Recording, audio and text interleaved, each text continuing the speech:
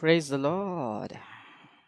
Praise the Lord, praise the Lord. जय मसीह के मेरे प्रिय भाई बहनों, आप सभी को प्रभु यीशु मसीह के नाम से मैं स्वागत करता हूं। आशा करता हूं आप सभी लोग खुश हैं, आनंदित हैं और आपका स्वागत है इस स्पेशल लाइव स्ट्रीमिंग में। ना ये सच्चाई का सामना है, ना एक कमेंट्स के जवाब है, ना सवाल जवाब प्रोग्राम है, ना फ्रांसिस अनस्क्रिप्टेड प्रोग्राम है। ये एक स्पेशल लाइव वीडियो मैं बना रहा हूँ एक स्पेशल उद्देश्य के साथ। आशा करता हूँ कि आप लोगों ने टाइटल में ज़रूर देख लिया होगा, लेकिन आगे बढ़ने से पहले मैं मेरा जो ऑडियो वीडियो सब सही है क्या, आपसे फीडबैक लेना चाहूँगा लाइव चैट में, और उसके बाद जो है मैं आगे बढ़ूँगा एक छोटे से प्रार्थना के साथ। चलिए, मैं आपसे रिक्वेस्ट करता हूँ कि आप प्लीज़ लाइव चैट में मुझे बताइए कि आपको मेरी आवाज़ क्लियरली आ रही है, मेरे वीडियो क्लियर है, कोई लैग तो नहीं है। कमेंट्स के जवाब है, ना सवाल जवाब प्रोग्राम है, ना फ्रांसिस अनस्क्रिप्टेड प्रोग्राम है। ये एक स्पेशल लाइव परफेक्ट, फैंटास्टिक। तो अभी मैं देख पा रहा हूँ मेरे मोबाइल में तो बहुत ही बढ़िया आउटपुट दिखा रहा है, तो आशा करता हूँ आपको भी दिखाता होगा। तो क्यों मैं आज लाइव आया हूँ ये बताने से पहले मैं एक छोटा सा प्रार्थना के साथ शुरू करना चाहूँगा, और उसके बाद हम आगे बढ़ेंगे। चलिए एक छोटा सा प्रार्थना करते हैं, फिर उसके बाद हम आगे बढ़ेंगे। आपको आवाज़ वगैरह क्लियर होता होगा क्योंकि मेरे सॉफ्टवेयर में सब कुछ सही लग रहा है। तो चलिए प्रार्थना करते हैं और आगे बढ़ेंगे। प्यारे परमेश्वर पिता, हम आपको धन्यवाद स्तुति करते हैं प्रभु। ये सुंदर रात के समय आपके चरणों में आते हैं प्रभु। ये पूरा दिन आपने हमें संभाल के रखा है, इसके लिए धन्यवाद करते हैं प्रभु। आप हर एक चीज़ों को हर एक निर्धारित समय पे करते हो। हम विश्वास करते हैं कि ये जो प्रोग्राम भी हो रहा है निर्धारित समय में आपकी मर्जी के अनुसार हो रहा है, ताकि आपकी महिमा हो पिता, आपके राज्य की बढ़ोतरी के लिए। पिता परमेश्वर, मैं प्रार्थना करता हूँ कि आगे जो भी हम डिस्कस करने जा रहे हैं वो केवल और केवल आपकी महिमा के लिए हो और आपके राज्य के बढ़ोतरी के लिए, और झूठ का पर्दाफाश हो, ताकि आपका सत्य का झंडा लहरे हर एक के दिलों में, घरों में, और इस भारत देश में और पूरे दुनिया में। सारा आदर गौरव महिमा आप ही के देता हूँ, यीशु मसीह के नाम से मांगता हूँ पिता, आमेन आमेन। तो चलिए हम शुरू करेंगे हमारे इस लाइव स्ट्रीमिंग को।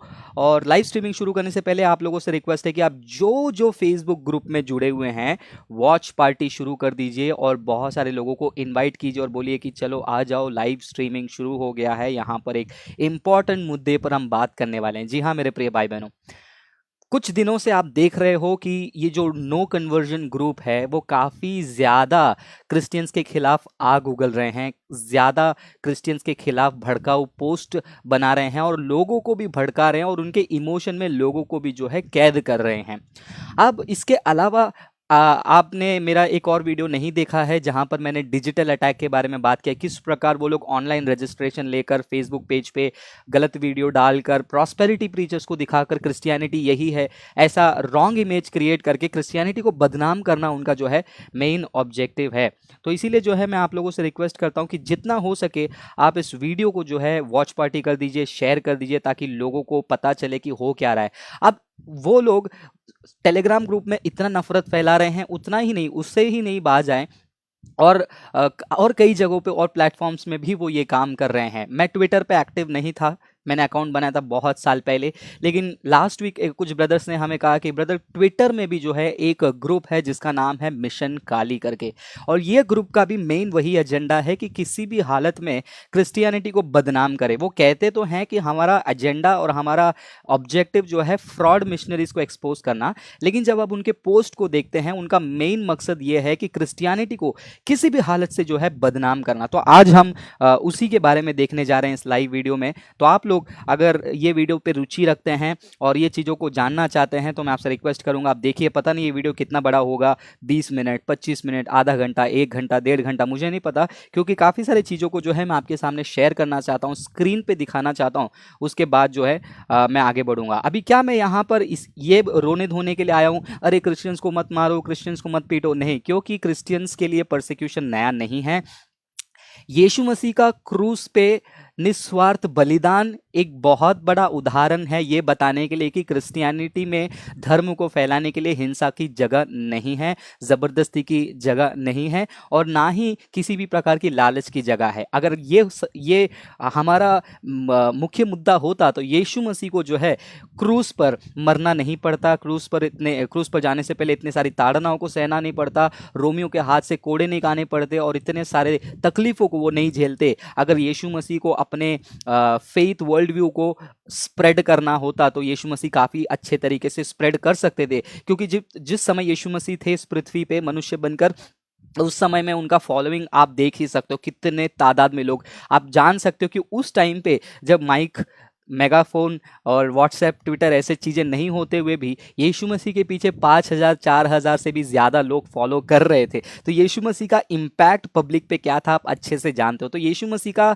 अगर एजेंडा और यीशु मसीह के वर्ल्ड व्यू को बढ़ाने का तरीका ये होता लालच या फिर झूठ बोलकर या फिर हिंसा के द्वारा, यीशु मसीह वहाँ पर पॉलिटिकल लीडर बनते थे। लेकिन यीशु मसीह वहाँ पर पॉलिटिकल लीडर के बजाय वो खुद अपने आप को बलिदान के लिए वो सौंपे। ये मूल सिद्धांत है क्रिश्चियनिटी का, जो कि आधे अधूरे नॉलेज के साथ जो Telegram channel, Facebook, Twitter ID बनाकर बैठे हुए हैं, अपने आप को धर्म रक्षक कहते हैं, धर्म रक्षक कहते हैं। और ये लोग जो हैं जानबूझकर जो है क्रिश्चियनिटी को जो है बदनाम कर रहे हैं। और इतना ही नहीं, ये जो मिशन काली टीम के बारे में मैं इसलिए बात करना चाहता हूं, थोड़ी सी इंटरनेट की दिक्कत होती होगी, लैग होता होगा, लेकिन आप थोड़ा सा इसको होल्ड कर लीजिए। मिशन काली टीम के बारे में मैं इसलिए बात कर रहा हूँ क्योंकि उन्होंने क्या किया है, हमारा जो एक डिजिटल अटैक का जो वीडियो मैंने बनाया था क्रिश्चियनिटी के ऊपर हो रहा है, उसमें मैंने उनके वीडियो को दिखाकर उनको मैंने एक्सपोज किया। तो उन्होंने जवाब में क्या किया, जवाब में मेरा एक शब्द को काट कर, थोड़ा सा भाग को काट कर उनके ट्विटर अकाउंट में डालकर ये बोल दिया और टैग लगा दिया कि देखो ये व्यक्ति हिंदुओं को राक्षस बोल रहा है। वो वीडियो को मैं अभी भी फेसबुक पे अपलोड कर रखा हूँ, यूट्यूब पे अपलोड कर रखा हूँ। जिसके पास अक्ल है, जिसके पास दिमाग है, वो जाके चेक करता है और इस प्रोपोगेंडा में नहीं पड़ता है। मैंने क्या कहा था वहां पर, हिंदुत्व के नाम से कुछ एलिमेंट्स जो होते हैं, जो अपने आप को धर्म रक्षक कहते हैं, और वो धर्म रक्षक नहीं धर्म राक्षस हैं। अभी भी मैं अपने बात में कायम हूं। उन लोगों के लिए शब्द इस्तेमाल कर रहा हूं जो लोग क्रिश्चियंस को कत्ल करने की बात करते हैं। वो फ्रिंज एलिमेंट के बारे में बात कर रहा हूं जो धर्म के नाम पे लोगों के बीच में आग लगा रहे हैं। और ये मेरे नज़रों में राक्षस ही हैं, जो साधारण इनोसेंट इंसानों के बीच में आग भड़काने का काम करते हैं और लोगों को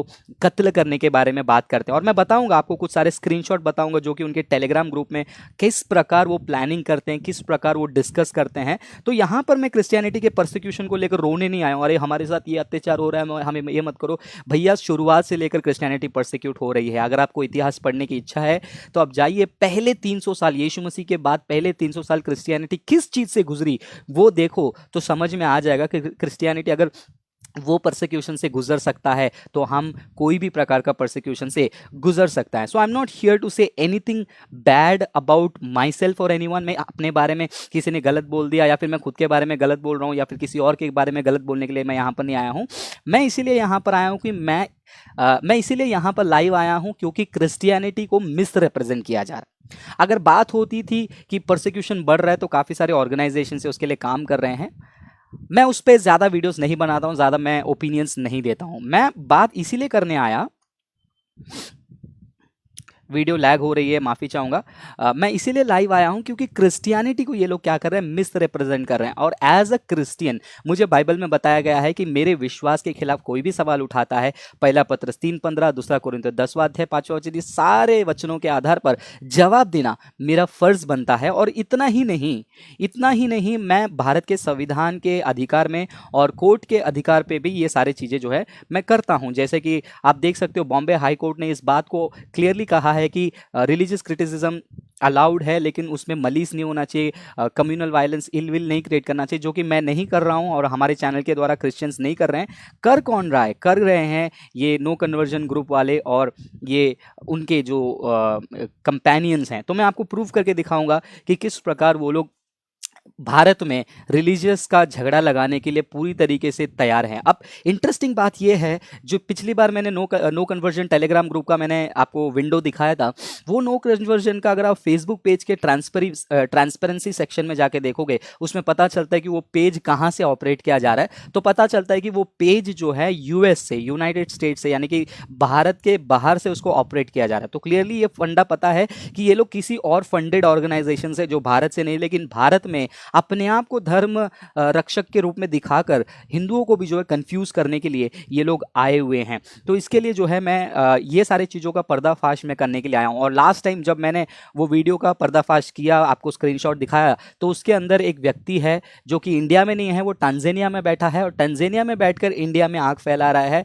और वो कहता है कि फ्रांसिस के हर एक चीज़ों को हम नोट कर रहे हैं, उसको हम कैसे कंट्रोल में लेना चाहिए हमको पता है। तो यानी कि जो आवाज़ है मेरी उसको डिसेंट जो है उसको भी जो दबाने की धमकियां वहां से दे रहे हैं। वैसे धमकी से मुझे कोई फर्क नहीं पड़ने वाला, जैसे कि मैंने कहा पिछले बार, अभी भी मैं कह रहा हूँ, जीना मेरे लिए मसीह है और मर जाना मेरे लिए लाभ है। और मैं जीऊँगा तब तक मसीह के लिए, मर जाऊँगा मसीह के बाद मसीह के पास। तो मुझे ये धमकी से जो है कोई फ़र्क नहीं पड़ेगा। लेकिन ये वीडियो में कुछ बातों को जो है मैं हाईलाइट करना चाहता हूँ। कुछ मिसकंसेप्शंस हैं हिंदूज़ के माइंड में भरा जा रहा है, जो इनोसेंट हिंदूज़ है। मैं वापस से आपको क्लियरिफाई करता हूँ, हिंदुइज़्म अलग है और ये हिंदुत्व नाम से जो धर्म रक्षा के नाम से जो लोग कुछ आके अटैक करवाते हैं वो लोग हिंदू नहीं हैं। वो हिंदुत्व एलिमेंट आउटफिट अलग है जिससे काफ़ी सारे लोग खुद परेशान हैं। अब उनका जो एजेंडा है, उनका जो बातें हैं बोली हैं, वो सारी चीज़ें मैं आपको यहाँ पर स्क्रीन पे दिखाऊंगा। लेकिन उससे पहले वो एक प्रकार का स्टीरियोटाइप या फिर एक रेशियल स्लर जो है क्रिश्चियंस के खिलाफ वो भड़का रहे हैं, उसको मैं हाईलाइट करूंगा। जो कि वो हमेशा कहते हैं कि क्रिश्चियंस जो है राइस बैग कन्वर्ट्स हैं। आपने सुना होगा ना कि कई बार कि तुम चावल की बोरी लेकर तुम कन्वर्ट हो गए हो।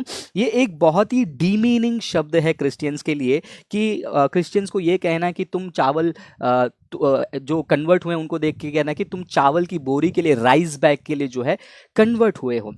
इसके ऊपर मैं बात करने जा रहा हूं। लेकिन उससे पहले भारत में जो फ्रीडम ऑफ रिलीजन है, वो फ्रीडम ऑफ रिलीजन अनुमति देता है। आर्टिकल 25 के आधार पर मैं बात करूं, वो मुझे प्रोफेस करने के लिए यानी कि बोलने के लिए अधिकार देता है, प्रैक्टिस करने के लिए यानी कि मेरे रिलीजियस टेनेट्स यानी कि जो मेरा धार्मिक सिद्धांत है उसको फॉलो करने के लिए मुझे अधिकार देता है। और इतना ही नहीं, वो धार्मिक सिद्धांतों को जो है मैं प्रोपोगेट करूँ, फैलाऊँ। कैसे फैलाऊँ? अनेक तरीके से मैं फैला सकता हूँ, प्रिंट मटीरियल से, ऑडियो से, वीडियो से, सब जगह से मैं फैला सकता हूँ। प्रोपोगेशन का मतलब यही होता है। तो जब मेरा आर्टिकल संविधान का 25वां आर्टिकल मुझे अधिकार देता है उस चीज को अंगीकार करने के लिए, उस सिद्धांतों को पालने के लिए और उस सिद्धांतों को फैलाने के लिए, तो मैं अपने संवैधानिक अधिकार के अंदर ही हूं। और मुझे इस बात से बिल्कुल दुख नहीं होगा यही अधिकार अगर हमारे हिंदू भाई बहन और मुसलमान भाई बहन और बुद्धिस्ट भाई बहन भी इस्तेमाल करते हैं और अपने रिलीजन को प्रोपोगेट करें। लेकिन यहाँ पर क्या देखने मिलता है, नो कन्वर्जन वालों का जो एजेंडा है और ये जो मिशन काली उनका एजेंडा हिंदुइज्म को फैलाना नहीं है। आप ध्यान से देखिए, उनका पूरा का पूरा टेलीग्राम चैनल, उनका जो ट्विटर अकाउंट 90 to 95%, और एस्तर धनराज भी जो कहती हैं कि मैं क्रिश्चियनिटी छोड़कर हिंदुइज्म में आ गई, फ्रीडम ऑफ चॉइस, भारत तुमको ये अधिकार देता है, एज एन इंडिविजुअल आपके पास भी अधिकार है और हम उसको रिस्पेक्ट करते हैं। और मुझे खुशी है कि आपको हिंदुइज्म में अच्छा लाइट मिला है, अच्छा आपको क्या कहते हैं शिक्षा मिली है, आपको अच्छा प्रकटीकरण मिला है, आप हिंदू बने। मुझे खुशी है इस बात की क्योंकि आप एज एन इंडिविजुअल इस चीज़ का निर्णय लेकर आप आगे बढ़े हैं। लेकिन जिस वक्त आप अपने निर्णय को लेने के बाद आप क्या कर सकते हैं, आपने क्रिश्चियनिटी क्यों छोड़ा उसका कारण बता सकते हैं, लेकिन क्रिश्चियनिटी को आप बदनाम नहीं कर सकते हैं। क्रिटिसाइज करना अलग होता है, बदनाम करना अलग होता है। बॉम्बे हाई कोर्ट क्लियरली कहता है कि आप क्रिटिसाइज कर सकते हो जहां पर साइंटिफिक टेम्पर हो, लेकिन बदनाम अलग होता है। बदनाम का मतलब कैसा है, जैसे कि मैं पहले हिंदू थी या फिर मैं पहले हिंदू था, मैं क्रिश्चियन बना, मैं फिर से घर वापसी कर लिया, तो जितने भी लोग हैं वो लोग भी वापस आना चाहिए। अगर वो नहीं आए तो वो राइस बैक कन्वर्ट है। तो ये इंसल्ट, ये रेशियल स्लर हो गया है। और कई बार जो लोग कहते हैं कि कन्वर्ट किया जबरदस्ती से कन्वर्ट किया, फिर लालच दे के कन्वर्ट किया, कितने कन्विक्टेड केस हैं। रिसेंटली भी आपको पता है कि किडनैपिंग केस में कितने सारे मिशनरीजों को पकड़ के रखा था और उनको भी अभी रिसेंटली आज़ाद कर दिया गया। तो ऐसे केसेस कितने हैं? अगर आप कहेंगे कि नहीं केसेस हैं, एक या दो केसेस के मामले में अगर आप सभी को आप वही लॉजिक अप्लाई करोगे तो उसको हम लॉजिक में जो है हेस्टी जनरलाइजेशन कहते हैं। आज इस वीडियो में मैं काफ़ी सारे लॉजिकल फैलेसीज के बारे में बात करने जा रहा हूं जो कि बहुत सारे लोग ध्यान नहीं देने वाले थे और नहीं देंगे और आगे भी नहीं देंगे, क्योंकि जब इमोशन को उछाल दिया जाता है तो ये जो फैकल्टी है वो काम करना बंद कर देता है। मैं काफ़ी सालों से जो है मैं एक चीज़ों को लोगों को कहता हूँ, when emotion prevails logic fails. मुझे पता नहीं है मैंने कहीं पढ़ा था या फिर मेरे दिमाग में आया है, when emotion prevails logic fails. जब हमारा इमोशन उभर के आता है तो लॉजिक जो है वो फेल होने लगता है। तो इसीलिए अगर तुम सच्चे हिंदू हो तो जागो, अगर तुम सच्चे ईसाई हो तो जागो, अगर तुम सच्चे मुसलमान हो तो जागो, ऐसे जो मोटिवेट करने वाले, इमोशन को उछालने वाले जो स्लोगन्स होते हैं वो इंसान के थिंकिंग फैकल्टी को थोड़ा सा कंट्रोल कर देती है। और मैंने पहले वाले वीडियो में, डिजिटल अटैक वीडियो वाले में, मैंने आपको बताया कि किस प्रकार आइडेंटिटी शेमिंग, पीयर प्रेशर और इन्वोकिंग द जेनेटिक फैलेसी, ये सब करके लोगों को किस प्रकार अपने प्रोपोगेंडा में खींचा जाता है। और इतना ही नहीं, काफ़ी सारे फैलेसीज के बारे में मैं बात करने जा रहा हूँ, लेकिन सबसे पहला मैं बात करने जा रहा हूँ ये राइज बैक कन्वर्जन का, जो हमेशा लोग नारा लगाते हैं, उसके बारे में मैं बात करने जा रहा हूँ। लेकिन उससे पहले एक बार मैं चेक करना चाहता हूँ ऑडियो। ओके, यहाँ पर बहुत कम लोग जुड़े हैं। मैं रिक्वेस्ट करूंगा कि आप लोग इसको शेयर करें, वॉच पार्टी करें, ताकि लोगों तक पहुँचे। मैं कभी भी ऐसे अ, मैं हमेशा बार बार ये नहीं कहता हूँ वॉच पार्टी करो, क्योंकि आज का कुछ टॉपिक ही कुछ ऐसा है, इसलिए मैं कह रहा हूँ कि शेयर करो ताकि लोगों को देखने पाए। तो मैं ये कह रहा था कि आज हम इस सेशन में जो है काफ़ी सारे पॉइंट्स को देखने जा रहे हैं। मिशन काली का कुछ वीडियोज़ हैं, उनका ट्विटर अकाउंट है, सब हम देखने जा रहे हैं। लेकिन सबसे पहला हम ये देखने जा रहे हैं कि जो उनका दावा है, उनका जो बयान है कि क्रिश्चियंस राइज बैक कन्वर्ट्स हैं।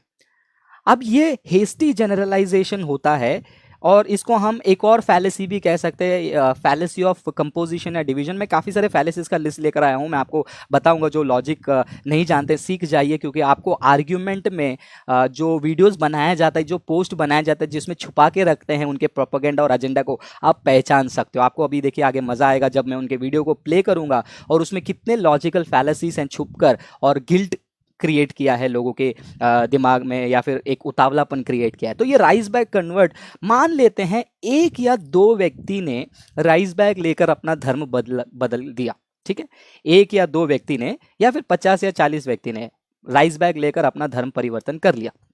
तो क्या ये 40-50 लोग ने किया तो पूरा community, Christian community rise back convert कहा जाएगा? अगर आपका आंसर है हाँ, तो कंसिस्टेंटली आपको यही लॉजिक अप्लाई करना है। एक समय में भारत में विधवाओं को जलाया जाता था, सती सिस्टम आप जानते हैं। क्या भारत में बहुत सारे लोग विधवाओं को जलाते थे, इसलिए सारे भारत के लोग विधवा को जलाने वाले हैं, ऐसा कहना सही है?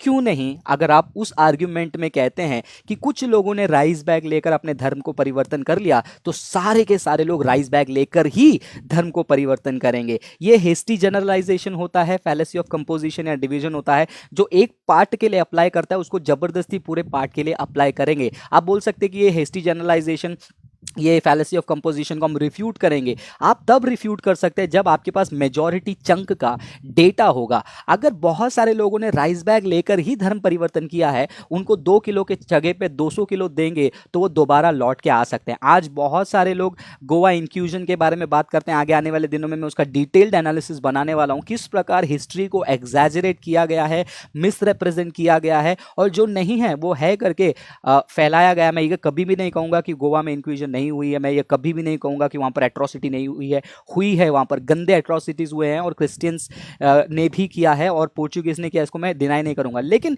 इस चादर में सारी क्रिश्चियन कम्युनिटी को बदनाम करने जैसे जो प्रोपेगेंडा है, उसको भी जो मैं आने वाले दिन में हाईलाइट करूँगा। तो इसलिए मैं यहाँ पर कह रहा हूँ, अगर आप कुछ पर्टिकुलर ग्रुप को उठाकर आप जनरलाइज कर रहे हो कि पूरा Christian community rise back convert है, तो मैं ऐसे भी कह सकता हूँ लॉजिकल तर्क के आधार पर कि भारत में कभी कभार सती यानी कि विधवा को जलाया जाता, तो भारत के लोग ऐसे ही होते हैं। तो देखिए कितना किस प्रकार का ये गंदा आर्ग्यूमेंट है राइज बैक वाला, और इसका मैंने आंसर भी मैंने दूसरे वीडियो में दिया है, क्या क्रिश्चियन राइज बैक कन्वर्ट है। अगर आपने नहीं देखा है वो वीडियो को भी आप हमारे यूट्यूब चैनल पर आप देख सकते हैं। लेकिन जब भी ये सीरियस एलिगेशन लगाया जाता है कि राइज बैक कन्वर्ट है, लालच से कन्वर्ट हो गए, जॉब से कन्वर्ट हो गए, ये एक्चुअली क्या कर रहे हैं पता है? ये कहने वाले जो अपने आप को हिंदुत्व गैंग कहते हैं ना, ये लोग सबसे ज्यादा हिंदुइज्म का मजाक यही उड़ा रहे हैं। हिंदुओं का मजाक सबसे ज्यादा कौन उड़ा रहा है पता है? यही लोग। क्या बोलकर मैं आपको बताता हूँ। 3 पॉइंट मेरे दिमाग में याद आता है जब लोग कहते हैं कि ये व्यक्ति राइज बैक लेकर कन्वर्ट हो गया। तो मान लीजिए यहाँ पर एक क्रिश्चियन है, मान लीजिए यहाँ पर एक हिंदू है, लाचार हिंदू है, और इनके नज़र से, ठीक है, नो कन्वर्जन मिशन काली ये लोगों के नज़रिए से, एक क्रिश्चियन इसके पास आ रहा है और इसको चावल की बोरी दे रहा है, और ये चावल की बोरी लेने के लिए रेडी है, और ये बोल रहे कि तू मेरा धर्म आजमाएगा तो ही मैं क्या करूंगा, तुझे चावल की बोरी दे रहा हूं। तो मान लीजिए ये एक इंसिडेंट हुआ है, ठीक है, एग्जाम्पल के तौर पर, प्रॉबेबली, ठीक है। अब ये हाइपोथेसिस के आधार पर 3 पॉइंट मेरे दिमाग में आते हैं। नंबर 1, ये जो ग्रुप हैं जो हमेशा क्रिश्चियंस को राइज बैक के नाम से जनरलाइज करते हैं, वो एक्चुअल में ये कहने की कोशिश कर रहे हैं कि हमारे हिंदुइज्म में जो लोग हैं उनका जो इंटेलिजेंस है वो बहुत कमजोर है। They lack the intelligence to choose what is good and what is bad. वो नियर एक पदार्थ के लिए अपने विश्वास को जो है बेच देते हैं। मतलब इनके लिए खाना धर्म से बड़ा हो गया। मतलब ये आप लोग हमें इंसल्ट नहीं कर रहे हो, क्रिश्चियन कम्युनिटी को इंसल्ट नहीं कर रहे हो, ये तो इंसल्ट उन लोगों के लिए हो गया है जो अपने ईमान को, अपने धर्म को बेच रहे हैं चावल की बोरी के लिए। तो ये जो गैंग है, ये लोग इनडायरेक्टली हिंदुओं को कमजोर साबित करने की कोशिश कर रहे हैं कि हमारे ग्रुप के लोग जो हैं कमजोर हैं, जो चावल की बोरी देखकर वो कन्विंस हो जाएंगे। देखिए यहां पर इंसल्ट कौन कर रहा है, हम कर रहे हैं? नहीं, ये प्रोपोगेंडा फैलाने वाले लोग ही ये इंसल्ट कर रहे हैं, ये बोलकर कि सारे हिंदू, अगर मिशनरियों को नहीं रोका जाएगा तो मिशनरी जाएंगे, उनको चावल की बोरी दिखाएंगे और हिंदू पीछे पीछे भागेंगे। क्या हिंदू इतने कमजोर हैं? क्या हिंदू इतने वीक हैं इंटेलिजेंस में, उनको चावल की बोरी और मेरा धर्म का फर्क नहीं दिखेगा उसके लिए बेच देंगे? दूसरा पॉइंट, ये लोग ये भी साबित करने की कोशिश करते हैं कि दूसरे कम्युनिटी से ज़्यादा हमारी कम्युनिटी में लालची लोग ज़्यादा हैं, जो कि नौकरी के लिए अपना धर्म बेच देते हैं, पैसे के लिए धर्म बेच देते हैं, अच्छे पढ़ाई के लिए धर्म बेच देते हैं, या फिर चावल की बोरी के लिए धर्म बेच देते हैं। ये कौन फैला रहा है? क्या क्रिश्चियन से बात को फैला रहे हैं? नहीं, ये गैंग जो बार बार कहते हैं कि क्रिश्चियन मिशनरी राइस बैग देके कन्वर्ट करते हैं, पॉइंट नंबर 1 ये साबित कर रहे हैं कि उनके कम्युनिटी के लोग इंटेलिजेंस में वीक हैं, जो कि ऐसे चीज़ों में गिर पड़ेंगे इतनी छोटी सी चीज़ में। दूसरा, ये कह रहे हैं कि हमारे कम्युनिटी के लोग लालची हैं जो इस चीज़ पे गिर पड़ेंगे। और तीसरा, ये भी साबित कर रहे हैं कि हमारा जो धर्म है वो लोगों को कन्विंस नहीं कर सकता है और उनके अंदर कन्विक्शन नहीं डाल सकता है कि भाई भूखा मर जाओ लेकिन कन्वर्ट मत हो। ये मैं नहीं कह रहा हूँ, ये तीनों पॉइंट मेरा माइंड का नहीं है और मुझे पता है ये मिशन काली जैसे लोग जो है ना, ये MOM में है। MOM का मतलब पता है? Masters of misquotation. ये मास्टर्स ऑफ मिसकोटेशन का मास्टरी करते हैं, इसलिए लास्ट वीडियो को भी देखा जो मैंने नहीं कहा उसको कट करके उन्होंने डाला और उनको लगा कि वो करने से लोग मेरे ऊपर आएंगे, गालियां देंगे, और लोगों ने मुझे गाली दिया। यही उनका एजेंडा है कि एक आवाज़ अगर उठता है उसके खिलाफ गाली दो। और इतना ही नहीं, ट्विटर में उन्होंने मुझे धमकी दिया कि अगर तुमको तकलीफ हो रही है कि हम फ्रॉड को एक्सपोज करें तो तुम्हारे घर पर भी हम पुलिस को भेजते हैं। तो यानी कि इनकी धमकी देखो। और दूसरा जो तंजानिया में बैठा है वो धमकी दे रहा है कि अब हम तेरा हर एक चीज़ को नोटिस कर रहे हैं और तुझे हम क्या करेंगे, हमारे कंट्रोल में लेंगे। और ये सारे चीज़ें जो है स्क्रीनशॉट मेरे पास है। तो आप लॉजिकली समझ पा रहे हो कि किस प्रकार ये लोग अपने ही आर्ग्यूमेंट पे फंस जाते हैं और ये लोग हिंदुओं को बचाने के चक्कर में उनका बदनाम जो है कर रहे हैं। So serious allegation on rice bag conversion issue, it is a serious hasty generalisation. कुछ ग्रुप ने किया तो ये सबके लिए लागू होगा। अगर सच है तो मैंने कहा कि अगर कुछ लोगों ने विधवा को जलाया तो क्या यही हिंदुइज्म में कहना गलत हो जाएगा, सही हो जाएगा? नहीं, राइट? मैं खुद नहीं कहूँगा क्योंकि मैं इसको इस्तेमाल करता हूं, मुझे लॉजिक पता है, और ऐसा गंदा हेस्टी जनरलाइजेशन मैं कभी भी नहीं करता हूं। और ये एक प्रकार का इमोशनल मैनिपुलेशन है जो काफ़ी अच्छा से ये प्रोपेगेंडिस्ट करते हैं। और ये मैनिपुलेशन साधारण आदमी नहीं कर सकता है, एक ऑर्गेनाइज्ड ग्रुप ही कर सकते हैं। जैसे मैंने कहा, ये लोग US से पेज बनाकर नो कन्वर्जन वाले इस आग को फैला रहे हैं और एक व्यक्ति दूसरे कंट्री में बैठकर यहाँ पर लोगों के बीच में जो है आग को भड़का रहा है। जब हम फोर्स्ड कन्वर्जन के बारे में बात करते हैं, क्या कभी आपने फोर्स्ड घर वापसी के बारे में सुना है? नहीं सुना है? नहीं सुना है तो मैं आपको चलिए कुछ चीज़ें बताना चाहता हूँ। कुछ चीज़ों को मैं आपको बताना चाहता हूँ। ये देखिए क्या है यहाँ पर।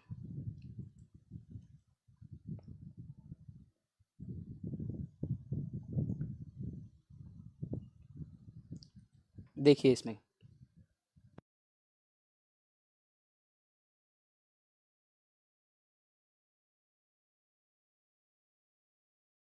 आवाज़ आ रही है आपको?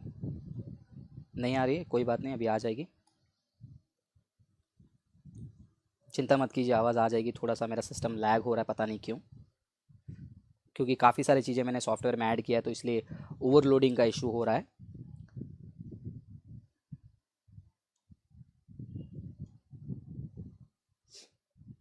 देखिए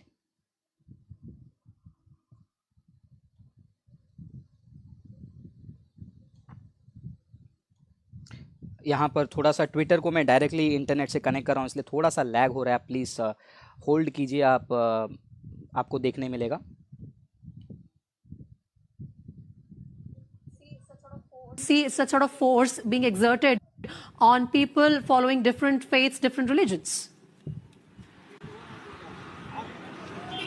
Absolutely, this is a completely shocking video that has surfaced. It's doing the rounds on social media where two pastors are forcefully made to sit inside a temple premise, and they are being the person who's seen in that video, who's wearing a yellow shirt, is putting the holy ash on their foreheads, and when he's doing that, they're chanting Bharat Mata Ki Jai. And very interestingly, this is a constituency of Union Minister Pon Radhakrishnan. The police, of course, has taken cognizance of this matter, but we are given to understand there is some kind of political pressure on them to submerge this particular case, because no action has been taken against this man who was forcefully harassing these two pastors. These two Christian pastors were asked to sit inside the temple, and they were. Shilpa, do we know about the identity of this man who is clearly seen in that video? Well, the police, of course, is investigating the matter, but what we are given to understand is that there was a mutual agreement between the two parties. They did not want to take this issue forward, but that is probably because there is some kind of political pressure on the police in Kanyakumari, and that's the reason why they're not going ahead with this investigation, really. But this is an extremely shocking video that has surfaced from Kanyakumari, where two pastors from one of the churches in Kanyakumari were forcefully asked to chant mantras, and they were asked to sit inside a temple, and holy ash were put on them. So clearly the police has to take action, because this is nothing short of a harassment, and whether there is a political pressure or no, they have to take action against that man who is wearing that yellow shirt and harassing these two pastors inside the temple.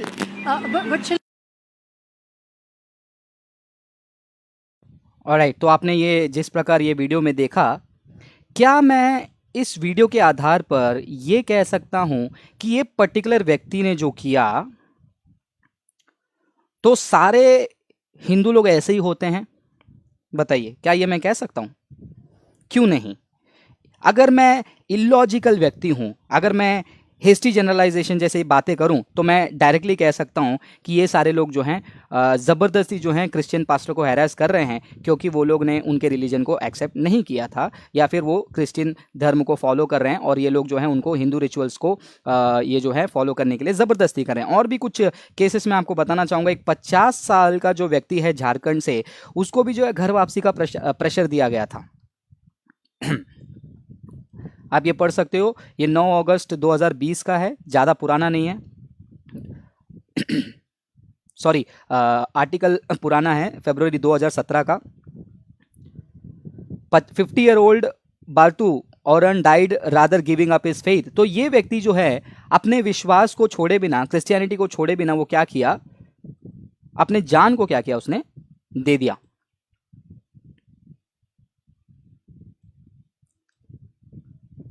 तो इस चीज को आप notice कर रहे हो, मैं ये हाईलाइट करने की कोशिश कर रहा हूं। क्या ये एक दो चीज़ों को लेकर मैं ये कह दूं कि सारे के सारे हिंदू जो हैं घर वापसी के नाम पे लोगों को मार रहे हैं, पीट रहे हैं? नहीं, राइट? आप बोलोगे अरे बाबा कुछ फ्रिंज एलिमेंट कर रहे हैं तो आप सबके ऊपर मत लगाइए। तो सेम चीज़ वो मैं वही कह रहा हूं, जब आप फोर्स्ड कन्वर्जन या फिर राइज बैक कन्वर्जन, लालच वालच के बारे में बात करते हो, मानते हैं आपके पास कोई स्पेसिफिक केस तो नहीं है, जो कन्विक्टेड केस तो नहीं है, लेकिन फिर भी नाम के लिए जिस प्रकार आप प्रोपेगेंडा चलाते हो, वैसे मैं मान भी जाता हूं कि आपके पास प्रूफ है कि ये साबित करने के लिए लोग राइज बैक से कन्वर्ट होते हैं। क्या एक पर्टिकुलर ग्रुप को लेकर पूरे कम्युनिटी को राइज बैक कन्वर्ट का ये जो रेशियल स्लर या फिर एक स्टीरियोटाइप क्रिएट करके उनको इंसल्ट करना सही है?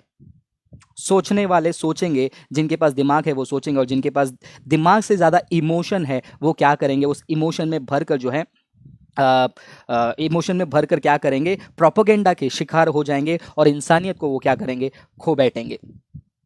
तो जैसे मैं आपको कह रहा था कि यहां पर ये जो चल रहा है ये इतना सडनली नहीं होता है, ये एक प्लान्ड चीज होता है। जैसे मैंने आपको डिजिटल वीडियो में बताया था, डिजिटल अटैक वीडियो में, कि ये प्लान होता है। और इतना ही नहीं कि जो प्लान करते हैं वो टेलीग्राम कन्वर्जन ग्रुप, वो एक ब्रीडिंग ग्राउंड बन चुका है फेनेटिक्स को जन्म देने का। नॉर्मल हिंदू को भी अंदर पकड़ के डाल के उसके अंदर इमोशन को जो है बहकाते, अरे तू सच्चा हिंदू नहीं है क्या? तेरे को तेरे भगवान का ये नहीं है क्या? तुझे भारत में हिंदू राष्ट्र नहीं चाहिए क्या? देख हमारे हिंदू भाइयों को मारा जा रहा है, देख ये किया जा रहा है, वो किया जा रहा है। तो उसके अंदर आग को भड़का कर किस हद तक उस व्यक्ति को पुश किया जाता है मैं आपको दिखाता हूं। ये देखिए उनके टेलीग्राम ग्रुप में किस प्रकार के बातचीत वो लोग करते हैं, जो कि मैंने हाईलाइट करके इसको मैंने ट्विटर पे डाला है। आप देख सकते हैं कि किस प्रकार लिखे हैं। ये लिखते हैं, क्या हम क्रिश्चियन मिशनरी को जाके मर्डर नहीं कर सकते हैं, क्या कत्ल नहीं कर सकते हैं? हम सारे क्रिश्चियन मिशनरी को जो नॉर्थ इंडिया में है उनको कत्ल कर सकते हैं। तो एक व्यक्ति कहता है कि भाई वो क्या करेंगे, विक्टिम कार्ड खेलेंगे,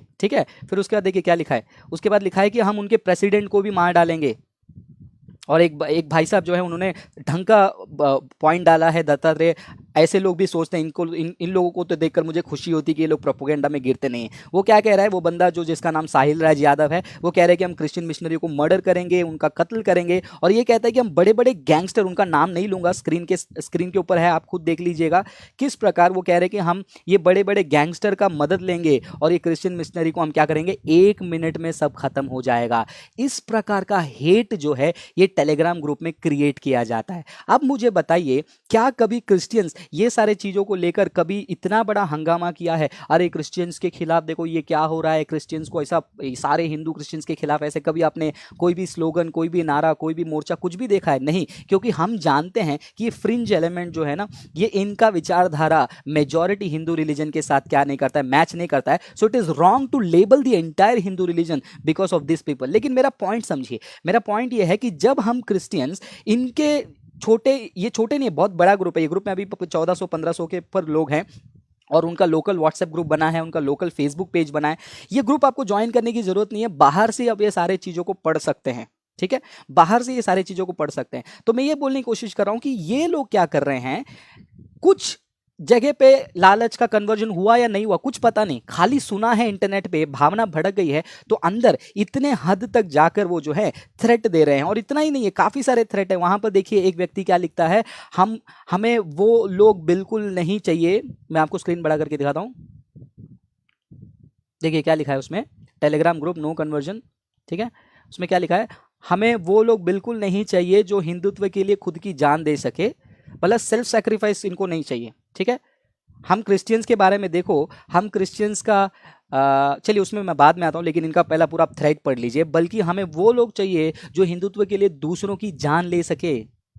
देखिए किस प्रकार ये टेलीग्राम ग्रुप में ये क्रिश्चियंस के खिलाफ नफरत फैलाया जा रहा है, लोगों के माइंड को भरमाया जा रहा है। और मैं ये बार बार रिपीट कर रहा हूं, ये इनोसेंट जो नादान हिंदू हैं, जो इसमें नहीं पढ़ना चाहते हैं, उनको आइडेंटिटी शेमिंग करके, उनको प्रेशर डाल के जो है ये उनको हद तक उनको ढकेला जाता है। और इतना ही, मैं यहीं से नहीं रुकूंगा, ये लोग जो है सेल्फ सैक्रिफाइस के बारे में बात ही नहीं करते। देखिए अगर आपको अपना रिलीजन को स्प्रेड करना है तो आप उसके सिद्धांतों को बताइए। क्रिश्चियनिटी अपने सिद्धांतों को बताती है, क्रिश्चियनिटी ऐसे किसी को बदनाम नहीं करती है। लेकिन मिशन काली ये ग्रुप, उसके बारे में मैं आगे थोड़े टाइम पे मैं बताने जा रहा हूं। ये अगर हिंदुइज्म को फैलाना चाहते हैं, I am the happiest person. क्यों?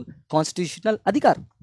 नो कन्वर्जन वाले हिंदुइज्म को फैलाना चाहते हैं, मुझे खुशी होगी, क्योंकि आपको आपके सिद्धांतों को फैलाना है। आप अपने सिद्धांतों को फैलाइए, हम अपने सिद्धांतों को फैलाएंगे, और दो सिद्धांतों में लोगों को जो सही लगेगा लोग वो चुनेंगे। लेकिन आप लोग क्या कर रहे हो, ये धमकी, ये खून करने की सोच और ये सारी राइज बैक कन्वर्ट वाला जो स्लर्स है ये सब लगा के रखे हैं, जिसके वजह से जो है प्रॉब्लम होगा। कुछ लोग पूछ सकते हैं कि ब्रदर ये तो हैंडफुल ऑफ पीपल है। नहीं नहीं नहीं, ये हैंडफुल ऑफ पीपल नहीं है, ये छोटे ग्रुप यहाँ पर दिखते हैं, लेकिन ये बहुत तरीके से फैले हुए हैं। और ये मान लो इनका प्रोग्रामिंग कैसे हो रहा है, एक मेन ग्रुप में जुड़े हैं, लोकल ग्रुप से इन्होंने बनाया है। और मैं आपको कुछ और भी चैट दिखाता हूं, उसमें देखिए वो व्यक्ति क्या कहता है, इनको चर्च में जाकर पीटना पड़ेगा, सबसे जो गांव के क्षेत्र में हैं उनमें ऐसा करना पड़ेगा, तब इन चावल बोरी को समझ में आएगा। देखा क्या लिखा है इसमें, यहां पर क्या लिखा है इसने, गांव में जाकर चर्च में घुसकर जो है इनको पीटना चाहिए। तो यहां पर जो गांव के लोग भी जो हैं जुड़े हुए हैं टेलीग्राम में, और गांव में मान लीजिए 100 फैमिली 150 फैमिली रहती है, और वहां पर एक अकेला पास्टर रहता है,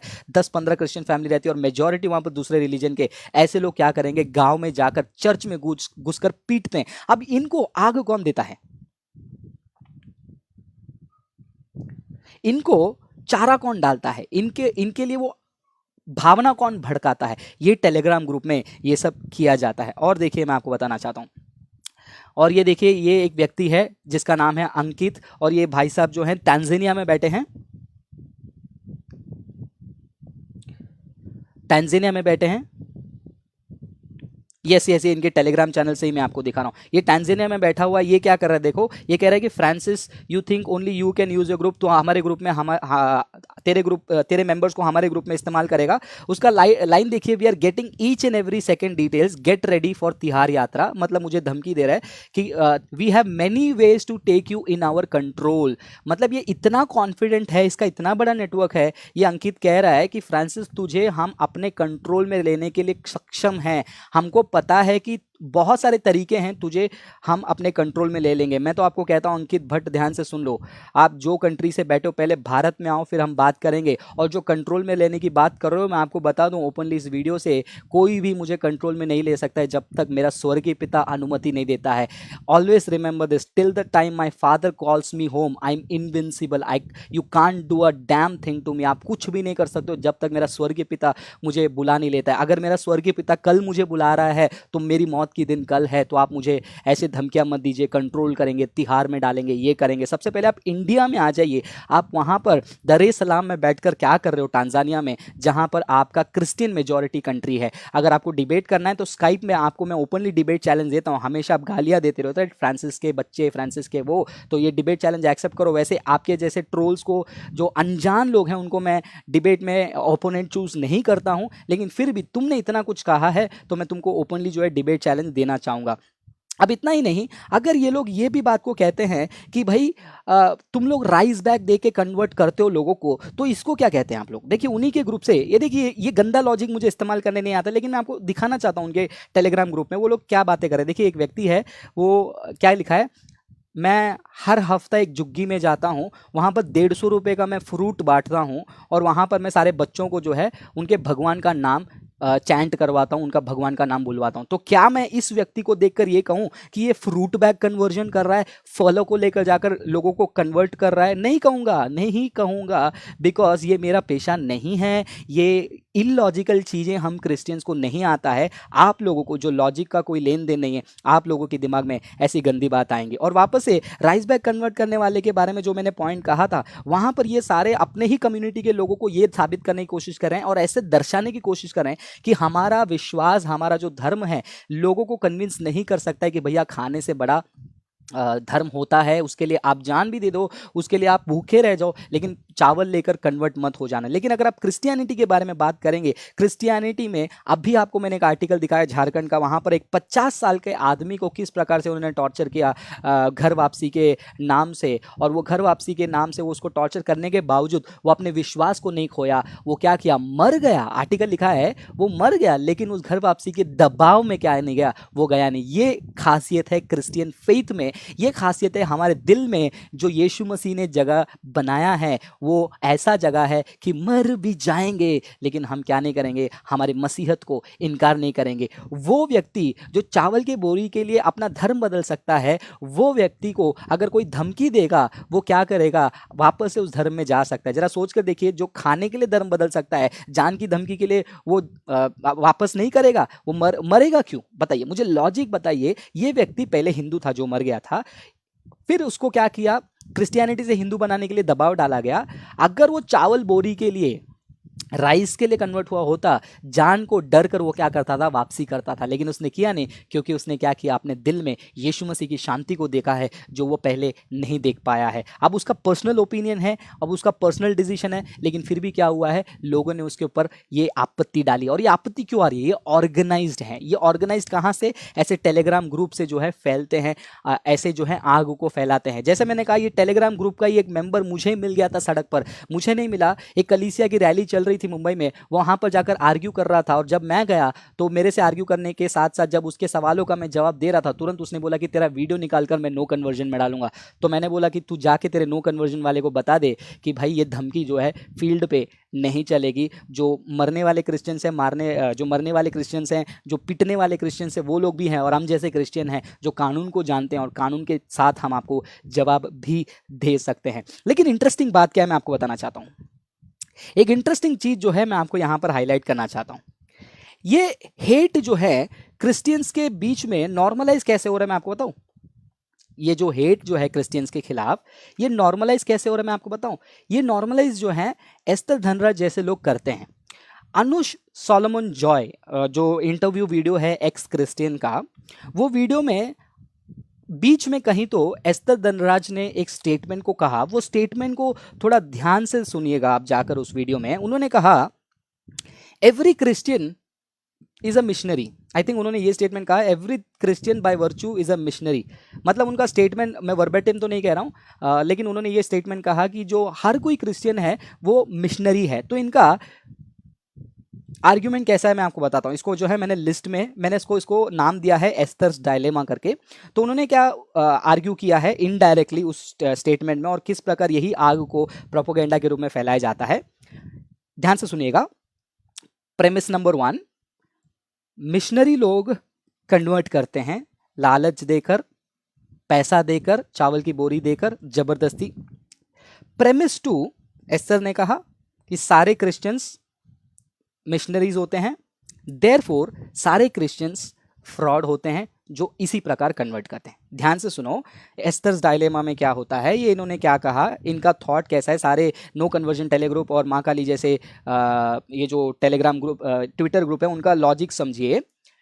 Christian missionaries convert people by force allurement, all Christians are missionaries, therefore all Christians are fraud and they have the only agenda to fraudulently convert people। यहां पर प्रॉब्लम यह है कि एस्तर धनराज जैसे लोग, जैसे मैंने शुरुआत में कहा, वो यहां पर वही same composition fallacy, division fallacy कर रहे हैं, हेस्टी जनरलाइजेशन कर रहे हैं।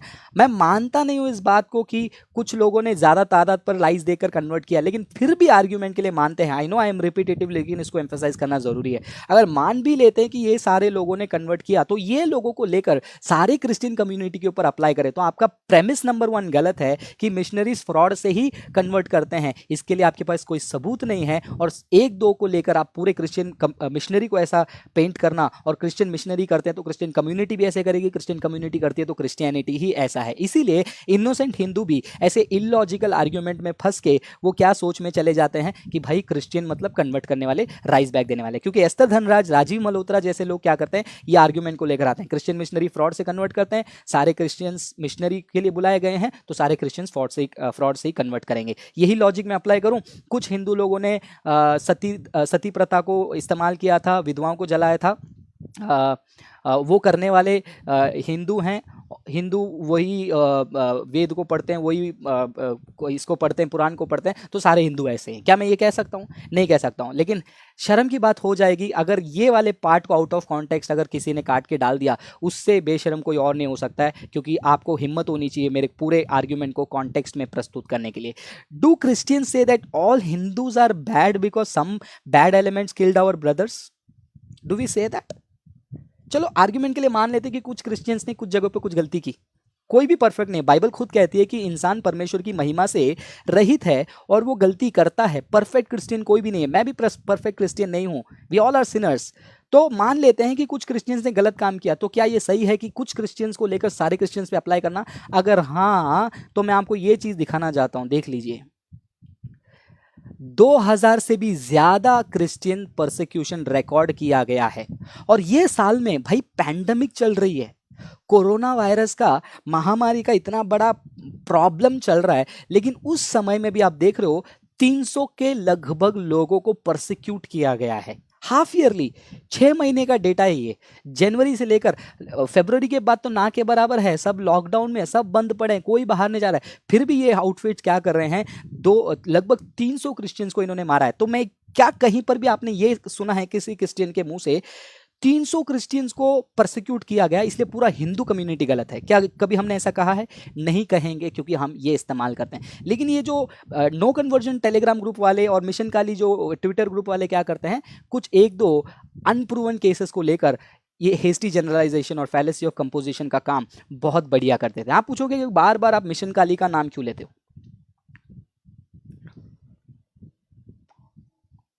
और इतना ही नहीं, वो लोग हिंदुइज्म के नाम पे डोनेशन भी लेते हैं उनके ये प्रोपेगेंडा को चलाने के लिए। कितनी हैरानी की बात है।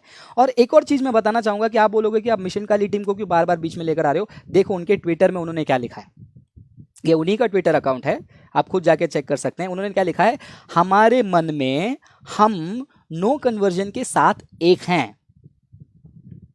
हम दोनों माँ काली के लिए काम कर रहे हैं, जय माँ काली। ठीक है, ये उन्होंने लिखा है। उनका पूरा ट्वीट जो है मैंने पढ़ लिया, ताकि कोई मुझे ये नहीं कहे कि फ्रांसिस तुमने उनको मिसकोट किया। मैंने कुछ भी मिसकोट नहीं किया। उन्होंने यहाँ पर क्या किया, खुद के भगवान का नाम इस्तेमाल करके एक ऐसे ग्रुप के साथ उन्होंने साझेदारी दिखाई है, जो ग्रुप ये बातों को करता है।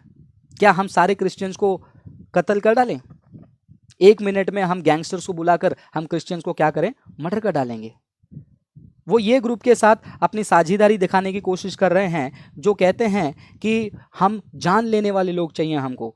Mission Kali team no conversion जैसे ऐसे ग्रुप को साझेदारी दिखा रही है, जो अपने ग्रुप में ऐसे शब्दों का इस्तेमाल करेगी, चर्च में घुस कर क्या करेंगे, चर्च में जाकर हम लोगों को मारेंगे। और ऐसे लोगों को सपोर्ट कर रहे हैं जो कहते हैं कि हम फ्रांसिस जैसे लोगों को क्या करेंगे, कंट्रोल में ले लेंगे। क्या है ये?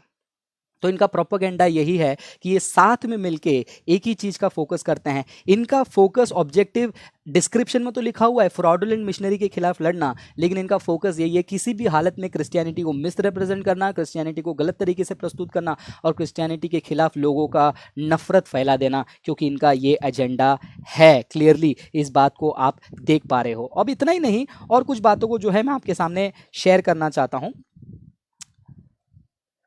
वो है मिशन काली, उनका जो आर्ग्यूमेंट्स है ना, वो मैं आपको एक्सप्लेन करना चाहता हूँ।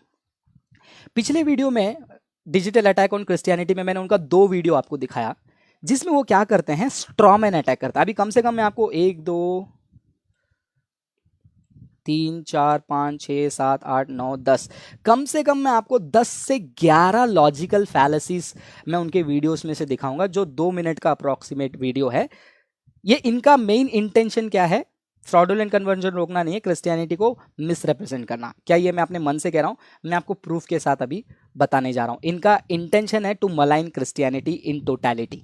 अगर इनका इंटेंशन फ्रॉडुलेंट मिशनरियों के साथ लड़ना है, आप लोग को ये बता दूं कि इंडिया में, ये घमंड की बात नहीं कर रहा हूं, ये फैक्ट कर रहा हूं, इंडिया में ग्लोरी अपॉलोजेटिक्स एकमात्र बड़े स्तर पे एक ऐसा ग्रुप है जिसने प्रॉस्पेरिटी प्रीचर्स, जो झूठे प्रचारक हैं, उनको पर्दाफाश किया, उनको खुलासा किया है। जैसे आप हमारे चैनल में देख सकते हो कितने बड़े बड़े नाम हैं क्रिश्चियन कम्युनिटी में, उन लोगों का पर्दाफाश हमने किया है। तो हम क्लियर हैं। अगर आप कहते हैं कि आप वैसे प्रचारकों के खिलाफ हो जो लोग ब्लैक मैजिक दिखाते हैं या फिर क्रिश्चियंस को लालच में डालते हैं, तो मुझे कोई फर्क नहीं पड़ता। लेकिन आप क्या कर रहे हो, एक पॉइंट को लेकर आप जनरलाइज कर रहे हो। अब ये जनरलाइज करने से क्या हो रहा है, आपका वही एस्तर के डायलेमा में आप पढ़ रहे हो कि कुछ पास्टर लोग ऐसे ड्रामा कर रहे हैं चर्च में, तो क्रिश्चियंस वहां पर जा रहे हैं, क्रिश्चियंस भी यही करते होंगे, तो सारे क्रिश्चियनिटी में पाखंड फैला हुआ है। ये इलॉजिकल चीजें हैं, और इस इलॉजिकल चीजें से ये मिशन काली टीम क्या करती है, स्ट्रॉ मैन अटैक करती है। स्ट्रॉ मैन क्या है आप समझ लीजिए।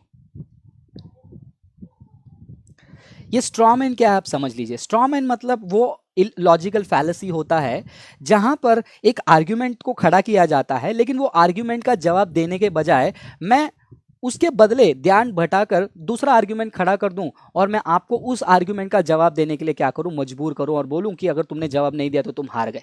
तो इसी प्रकार मिशन काली टीम का भी जो है स्ट्रॉमैन अटैक वो हमेशा करते हैं। कैसे, मैं आपको बता देता हूं। उनके तीनों वीडियो में उन्होंने अपना खुद का एक क्रिश्चियनिटी का वर्जन बनाया है। एक व्यक्ति को पकड़ा, उसको क्या बनाया, एक क्रिश्चियन बनाया, और उन लोग जिस तरीके से क्रिश्चियनिटी को समझते हैं उस तरीके से वीडियो में प्रस्तुत किया। फिर उसको क्या किया, प्रस्तुत किया और कहा कि देखो क्रिश्चियंस ये सब करते हैं। क्या कल के दिन में कोई ऐसा शॉर्ट फिल्म बनाऊं, चलेगा आपको, कि जो हिंदू लोग नहीं मानते हैं वो मानते हैं करके दिखाकर फिर उसको मैं बोलूं कि ये देखो कितनी गलत बात है हिंदुइज्म में? क्या ये चलेगा? अप्रोर हो जाएगा, आप हंगामा कर दोगे, आप बोलोगे कि हमारा विश्वास खतरे में है, ये व्यक्ति हमारे सेंटिमेंट को हर्ट कर दिया। लेकिन आप कर रहे हो, लेकिन फिर भी साइंटिफिक टेम्पर को मेंटेन करने के लिए बॉम्बे हाई कोर्ट ने क्या कहा, उस चीज़ को दिमाग में रखते हुए, रिलीजियस क्रिटिसिज्म के बाउंड्रीज को ध्यान पे रखते हुए हम क्या कर रहे हैं, उसको एकेडमिकली लॉजिकली रिस्पॉन्ड कर रहे हैं, जैसे मैंने अभी पिछले 40 मिनट में किया और आगे भी कुछ मिनटों के लिए मैं करने जा रहा हूँ। तो इनका जो वीडियो है ना, उसमें काफ़ी सारे लॉजिकल फैलेसीज है। सबसे पहला logical fallacy no conversion group का और मिशन काली टीम का स्ट्रॉमैन होता है। उन्होंने खुद का एक क्रिश्चियनिटी वर्जन खड़ा कर दिया है और उसको बोल रहे हैं कि ये देखो गलत है, गलत है। हम बोल रहे हैं कि नहीं नहीं नहीं नहीं नहीं, वो क्रिश्चियनिटी नहीं है, जानना है तो हमारे पास आइए। सत्यार्थ प्रकाश बुक में भी आप देखें, उन्होंने एक चैप्टर बना दिया है दयानंद सरस्वती जी ने, और उन्होंने बोला कि ये देखो क्रिश्चियनिटी का जवाब पूरी तरीके से हमने दे दिया। लेकिन जेरी थॉमस भाई ने उनके वेबसाइट में उसका पूरा रेफ्यूटेशन प्रस्तुत किया है। तो अगर आपको सच्चा क्रिश्चियनिटी जानना है, अगर आपको सच्चा क्रिश्चियनिटी को एक्सपोज ही करना है, रेफ्यूट ही करना है, तो मैं एस्तर धनराज को, राजीव मल्होत्रा को, नो कन्वर्जन टेलीग्राम का जो एडमिन है जो मुंह छुपा के बैठा है उसको, मिशन काली के जो भी रिप्रेजेंटेटिव है, आइए हम स्काइप में लाइव डिबेट करेंगे। मैं अपना तर्क रखता हूं, आप अपना तर्क रखिए, हम उसको एकेडमिकली सेटल करते हैं और देखते हैं कि कौन से रिलीजन में क्या बात है और कौन सा रिलीजन लॉजिकल है या कौन सा इलॉजिकल है। और एक और उनके चीज में एक और लॉजिकल फैलेसी होती है मिशन काली के टीम के पोस्ट में और ये नो कन्वर्जन वालों के में, जिसको स्लिपरी स्लोप कहा जाता है। स्लिपरी स्लोप में क्या होता है ना, if we allow A to happen then Z will eventually happen, therefore A should not happen. मतलब उनका आर्ग्यूमेंट कैसा है, अगर हम क्रिश्चियन मिशनरी को जो है प्रचार करने देंगे, अगर क्रिश्चियंस सड़क पर जाकर प्रचार करेंगे, अगर क्रिश्चियंस अपने धर्म को प्रोपोगेट करेंगे, तो डेफिनेटली हमारे धर्म को खतरा है, हमारे लोगों को वो लालच से खींच देंगे, हमारे लोगों को वो क्या करेंगे, कन्विंस कर देंगे, कन्वर्ट कर देंगे, इसलिए क्रिश्चियन का प्रोपोगेशन नहीं होना चाहिए, क्रिश्चियन प्रोपोगेशन को रोक दो। ये स्लिपरी स्लोप होता है, ये लॉजिकल फैलेसी है जो कि ये लोग बहुत ज़बरदस्त करते हैं, उनके हर पोस्ट में आपको दिखेगा। अभी उनके ट्विटर अकाउंट में जो है कुछ शॉर्ट फिल्म्स आए हैं, दोनों शॉर्ट फिल्म्स का आंसर हमने दे दिया। अभी एक शॉर्ट फिल्म आया, बहुत इंटरेस्टिंग है, वो फिल्म देखते ही 1-2 मिनट में मैंने उसमें सारे लॉजिकल फैलेसीज पकड़ लिए और जो आपको मैं अभी एक्सप्लेन करने जा रहा हूं, तो लेट मी ट्राई उसको आपको स्क्रीन पे दिखा दूं। मैं स्क्रीन पे दिखाने की कोशिश कर रहा हूं, 1 सेकेंड। ओके, वो दिखाने से पहले एक छोटा सा ब्रेक लेना चाहूँगा क्योंकि काफ़ी टाइम से मैं बोल रहा हूँ, ऑलमोस्ट 53 मिनट, तो मैं 1 मिनट का ब्रेक लूँगा और दोबारा लौटूंगा। कहीं जाइएगा मत, बने रहिए, वॉच पार्टी शुरू कीजिए अगर अभी तक नहीं किया तो। एक छोटे से ब्रेक के बाद मैं दोबारा लौटूंगा।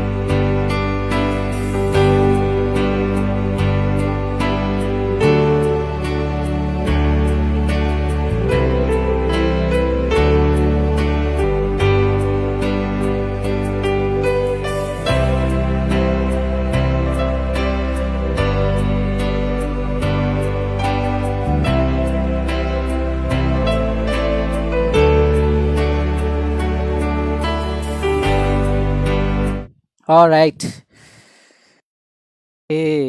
ओके, वेलकम बैक हमारे इस लाइव डिस्कशन में जहां पर हम क्राइस्ट हेटर को जो है जवाब दे रहे हैं। अभी आपको समझ में आ गया होगा कि क्यों मैंने वीडियो का टाइटल क्राइस्ट हेटर रखा है, क्योंकि ये लोगों का ऑब्जेक्टिव जो है फॉल्स कन्वर्ट्स के फॉल्स तरीके से, फ्रॉडुलेंट तरीके से जो धर्म को फैलाते हैं उनके खिलाफ नहीं, बल्कि क्रिस्त को ये नफरत करते हैं, यीशु मसीह से लोग नफरत करते हैं, क्रिश्चियनिटी से नफरत करते हैं। उसको मैं प्रूव कर रहा हूँ और आगे भी जो है मैं प्रूफ कर रहा हूँ। तो अभी हम उनके ट्विटर अकाउंट में जाएंगे, उनके वीडियो को देखेंगे, लेकिन आगे जाने से पहले 2 पॉइंट मेरे दिमाग में आ गया जो कि मैं हाईलाइट करना चाहता हूँ। सबसे पहला पॉइंट ये है, ये कौन सा दुनिया का साइंस है, कौन सा दुनिया का लॉजिक है जहां पर 2 से 2.5%, 3% के लोग 70-75% लोगों पे भारी पड़ेंगे और उनके लिए खतरा बनेंगे। ये लॉजिक मुझे कहीं पर भी नहीं समझ में आता। इंटरेस्टिंग बात है ना। और क्रिश्चियनिटी को अगर आप जानना चाहते हो, देखिए एक ये पॉइंट ध्यान से सुनिएगा मेरे प्रिय भाई बहनों, ये पॉइंट को ध्यान से सुनिएगा। पॉइंट ऐसा है, अगर आप किसी धर्म को उसके अनुयायी जो कर रहे हैं उसके आधार पर इवैल्यूएट करते हैं, आपसे बड़ा मूर्ख बड़ा कोई हो ही नहीं सकता। ध्यान से सुनिए मेरे स्टेटमेंट को। अगर किसी धर्म के बारे में जानना है आपको, या फिर किसी धर्म का सिद्धांत को अगर आपको समझना है, अगर वो समझने के लिए आप उस धर्म के अनुयायी, फॉलोअर्स जो करते हैं उसको देखकर अगर आप ये समझते हो कि वही धर्म है, तो आपसे बड़ा मूर्ख इस दुनिया में कोई नहीं हो सकता। क्योंकि ज़रूरी नहीं है कि वो धर्म जो एक्चुअल में शिक्षा दे रहा है उसी चीज़ को उसके फॉलोअर्स भी करते होंगे। तो आपको क्या करना पड़ेगा, वो धर्म ग्रंथ को आपको पढ़ना पड़ेगा या फिर उसके एक्सपर्ट से जो है आपको बात करना पड़ेगा।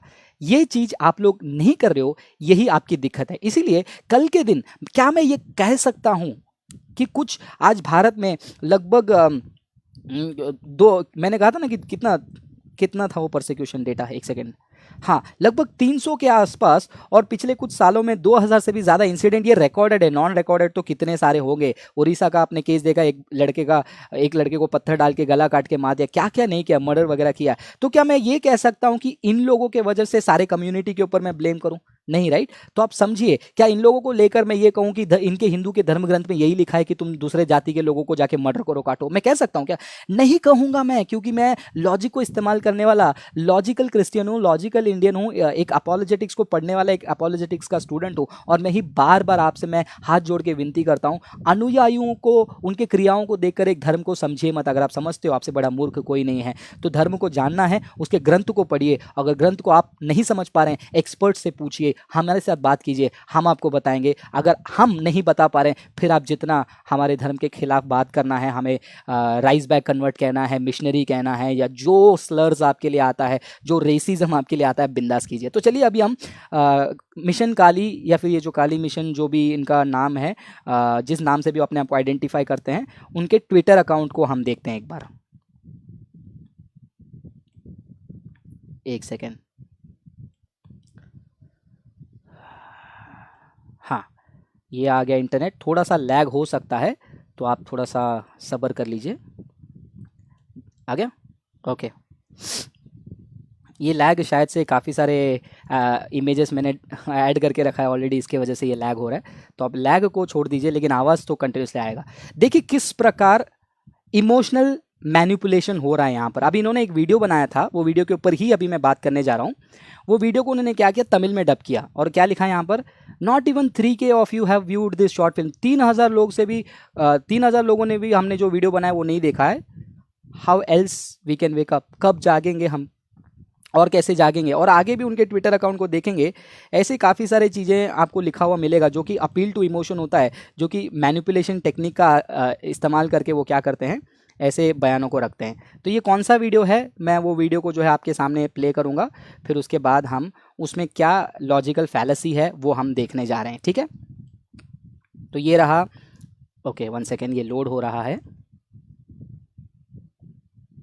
मैं आपको लाइव दिखाऊंगा, नहीं तो आपको किसी को ये नहीं लगना चाहिए कि मैंने वीडियो को डॉक्टर कर दिया। लोग ये शब्द को इस्तेमाल करते, डॉक्टर वीडियो है, एडिट कर दिया। इसलिए मैं मेरे पिछले एस्तर धनराज के वीडियो को भी लाइव यूट्यूब से दिखा रहा था। अब ये जो है इनका भी जो वीडियो, मैं इन्हीं के प्रोफाइल से, इन्हीं के पर्सनल ऑफिशियल ट्विटर अकाउंट से जो है मैं आपको शेयर करने जा रहा हूँ। लैग होगा, लैग को आप मेनटेन कर झेल लीजिए, क्योंकि यहाँ पर सॉफ्टवेयर में काफ़ी सारी चीज़ें ऐड किया है। अब इसको कैसे रिड्यूस करना है मैं नहीं जानता, बस आप थोड़ा सा आवाज़ पे ध्यान दीजिएगा। 1 सेकेंड,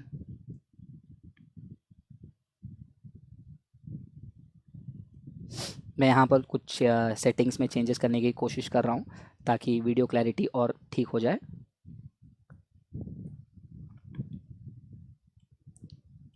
मेरे हिसाब से अभी लैगिंग थोड़ा सा कम होना चाहिए, क्योंकि मैंने वीडियो का बिट रेट जो है थोड़ा सा कम कर दिया है, तो अभी लैगिंग कम हो जाएगी, ठीक है। ये उनका ऑफिशियल अकाउंट है। अब ये ऑफिशियल अकाउंट में एक वीडियो है, वो वीडियो को हम देखेंगे, ठीक है। अब ये वीडियो देखिए, टाइटल कितना बढ़िया लिखा है ना। क्या लिखा है टाइटल में,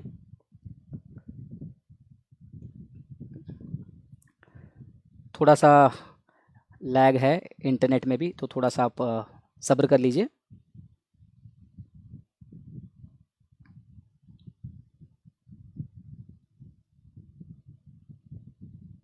ओके,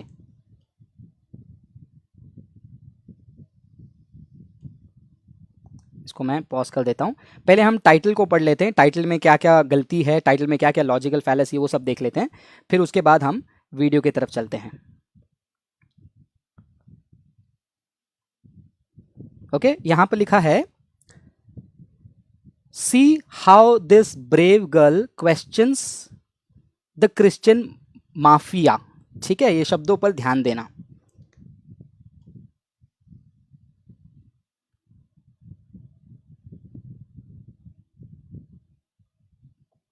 ठीक है, हाँ अब देखते हैं यहाँ पर क्या लिखा है। See how this brave girl questions the conversion mafia on their false claim of Jesus is the only way to heaven, John 14:6, and that people who don't accept him would suffer hellfire for eternity, John 3:36. Learn how to deal with preying missionaries. ठीक है, अब यहाँ पर ऐसा title दिया है, देखो, एक बहादुर लड़की कन्वर्जन माफिया के यीशु के खिलाफ जो झूठे, यीशु के बारे में जो झूठा बयान है उसको क्वेश्चन कर रही है। तो पढ़ने वाला जो धार्मिक रूप पर एकदम एक्साइटेड होता है ना, उसको ये टाइटल जो है बहुत ही बढ़िया लगता है और वो एक्साइटेड हो जाएगा, wow, brave girl questioning conversion mafia. देखिए ये टाइटल में क्या प्रॉब्लम है, ये किस प्रकार मैनिपुलेशन टेक्निक है। जब आप यूट्यूब पर जाते हैं, यूट्यूब पर आप देखते हैं ना कि एक जाबाज आदमी शेर से लड़ा, तो आप क्या होंगे, एक्साइट हो जाएंगे, अरे वाह, एक आदमी शेर से लड़ रहा है। लेकिन वो वीडियो को ओपन करने के बाद आप देख रहे हो कि वो आदमी जो है एक कार्टून एनिमेटेड शेर के साथ लड़ रहा है। कैसा लगेगा आपको? आप बोलोगे अरे टाइटल में लिखा है कि बहादुर शेर के साथ, बहादुर आदमी शेर के साथ लड़ रहा है, लेकिन वो कार्टून एनिमेटेड शेर के साथ लड़ रहा है। ठीक है, तो इसी प्रकार ये वीडियो में भी यही प्रॉब्लम है।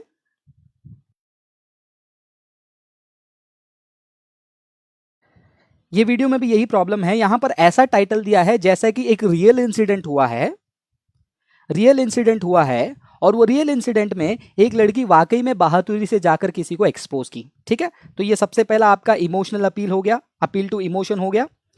अब यहां पर अपील टू इमोशन के कारण क्या होता है, काफी सारे लोग यही थॉट में आके देखेंगे मिसलीडिंग टाइटल से कि हाँ भाई यहाँ पर तो कुछ तो जबरदस्त हो रहा है तो हम देखेंगे। लेकिन यहाँ पर क्या हो रहा है, यहाँ पर इनका खुद का टीम एक को क्रिश्चियन बना दिया और इनके खुद के 4-5 लोग बैठे हैं और इनके खुद की एक्टर्स जो हैं क्रिश्चियनिटी का एक वर्जन बनाकर उसको क्या कर रहे हैं, रेफ्यूट कर रहे हैं। इसको क्या कहते हैं हम लोग, इसको कहते हैं मिसलीडिंग टाइटल, इसको हम कहते हैं अपील टू इमोशंस, इसको हम कहते हैं क्या कहेंगे इसको हम ये भी कह सकते हैं ना कि धोखा भी कह सकते हैं, इसको चीट करना भी कह सकते हैं, क्योंकि जो सच्चा इंसिडेंट नहीं है वो सच्चा इंसिडेंट है करके जो है इस वीडियो में दिखाया जा रहा है। और यहाँ पर एक जो शब्द है ना, इन्होंने इसको एडिट कर दिया। यहाँ पर ये हमेशा लिखते थे GSUS, जीसस को इंसल्ट करने के लिए, लेकिन हमारे स्क्रीनशॉट के बाद हम जब इनको जवाब देने लगे उसके बाद उन्होंने क्या किया, उसको एडिट कर दिया। और यहाँ पर इन्होंने क्या बताया, अरे रे जो कोई यीशु को स्वीकार नहीं करेगा वो नर्क में चला जाएगा। देखो ऐसे प्रेइंग मिशनरीज को अभी हिंदी में क्या बोलते हैं कि मतलब जो ढूंढ रहे ना भूखे मिशनरीज को कैसे जवाब देना है। अब ये वीडियो को हम प्ले करेंगे, पूरा देखेंगे एक बार 2 मिनट 18 सेकेंड, और इसको part by part, bit by bit हम अंडरस्टैंड करने जा रहे हैं। शुरुआत में जो है आपको समझ में आ गया, शुरुआत में जो है आपको समझ में आ गया कि किस प्रकार मिसलीडिंग टाइटल है।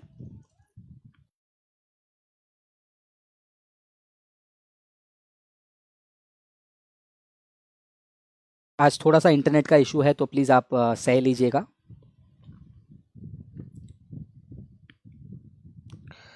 ओके, ये वीडियो को देखते हैं।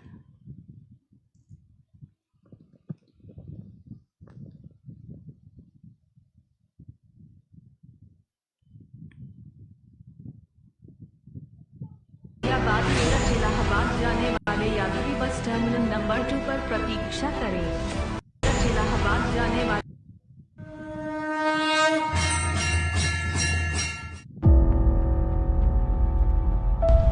आगरा के लिए बस कितने बजे जाएगी? मैडम पुलिस लाइन वाले बस अड्डे से मिलेगी। मथुरा जाने वाली बस प्रस्थान के लिए तैयार है। गाजियाबाद मेरठ इलाहाबाद जाने वाले यात्री बस टर्मिनल नंबर 2 पर प्रतीक्षा करें। दादाजी, आपकी उम्र क्या है? 70 साल। आप जीवन के अंतिम पड़ाव पर हैं। आपके जीवन के कुछ ही वर्ष शेष। अब आपको जीसस के बारे में जानना चाहिए, क्योंकि जीसस के माध्यम से ही आप स्वर्ग में स्थान प्राप्त कर सकते हैं। वही आपके लिए स्वर्ग जाने का एकमात्र। भाई साहब 1 मिनट रुकिए। दादाजी जीसस में विश्वास नहीं रखते तो क्या होगा? जो लोग जीसस में विश्वास रखते हैं वही लोग स्वर्ग में स्थान प्राप्त करते हैं। जीसस में ना मानने वाले लोग स्वर्ग नहीं जाते। ओह, इसका मतलब जो जीसस में विश्वास नहीं रखते वो नर्क में जाते हैं। जी हाँ। क्या आप जन्म से ईसाई हैं? नहीं, मैं जन्म से हिंदू हूँ। मेरे माता पिता तो अब भी हिंदू हैं, लेकिन जीवन के एक पड़ाव में मुझे जीसस के बारे में पता चला और मेरा जीवन ही बदल गया। अब मुझे मृत्यु के पश्चात स्वर्ग मिलेगा। तो क्या आपके माता पिता को मृत्यु के बाद स्वर्ग नहीं मिलेगा? आपके दादा दादी सब नर्क में हैं? जी हाँ, वे सभी नर्क में ही स्थान प्राप्त करेंगे, लेकिन आपके पास स्वर्ग जाने का एक सुनहरा मौका है। आप गांधी जी, बाबा साहेब अम्बेडकर, सुभाष चंद्र बोस और भगत सिंह के बारे में क्या कहेंगे? उन लोगों ने जीसस को कभी भी एकमात्र ईश्वर के रूप में स्वीकार नहीं किया, तो क्या वो सब भी नर्क में है?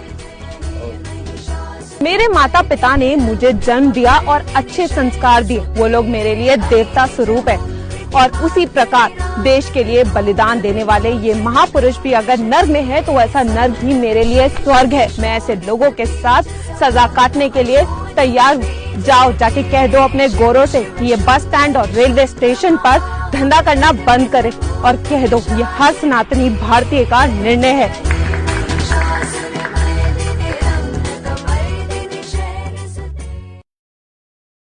बहुत अच्छा वीडियो बनाया, बहुत बढ़िया वीडियो बनाया, अच्छी एक्टिंग है, अच्छा लगा देखने में। लेकिन माफ़ कीजिएगा, मैं एक ऐसा व्यक्ति हूँ या फिर एक ऐसा क्रिश्चियन हूँ जो कि चीज़ों को देखकर जैसा दिया है वैसे ही जो है मैं मानता नहीं हूँ। ठीक है, मैं एक ऐसा क्रिश्चियन हूँ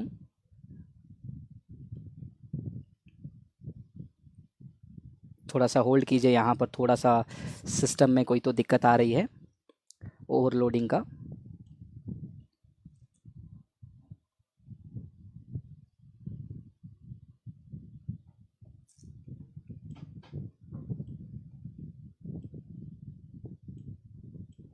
ओके, आई थिंक अभी ठीक हो जानी चाहिए, अभी ज़्यादा कोई दिक्कत नहीं आनी चाहिए। ठीक है, तो सबसे पहले मैंने आपको क्या बताया, माफ़ी चाहूँगा कि इसमें थोड़ा ज़्यादा सा एरर आ रहा है, तो मैं इसको शुरू से वापस से मैं आपको एक्सप्लेन करना चाहता हूँ।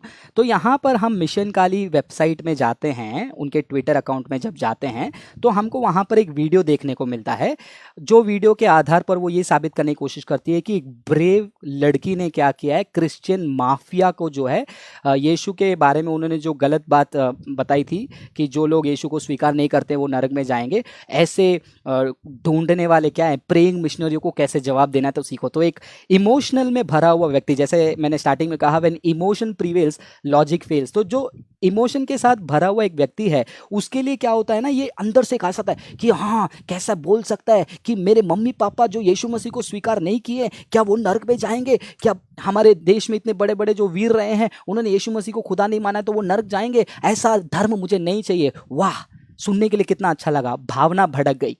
लेकिन ये 2 से 2.5 मिनट के वीडियो में कम से कम 7 से 8 लॉजिकल फैलेसीज हैं जो आपको मैं एक एक करके जो है मैं हाईलाइट करने जा रहा हूं। सबसे पहला अटैकिंग स्ट्रॉमैन।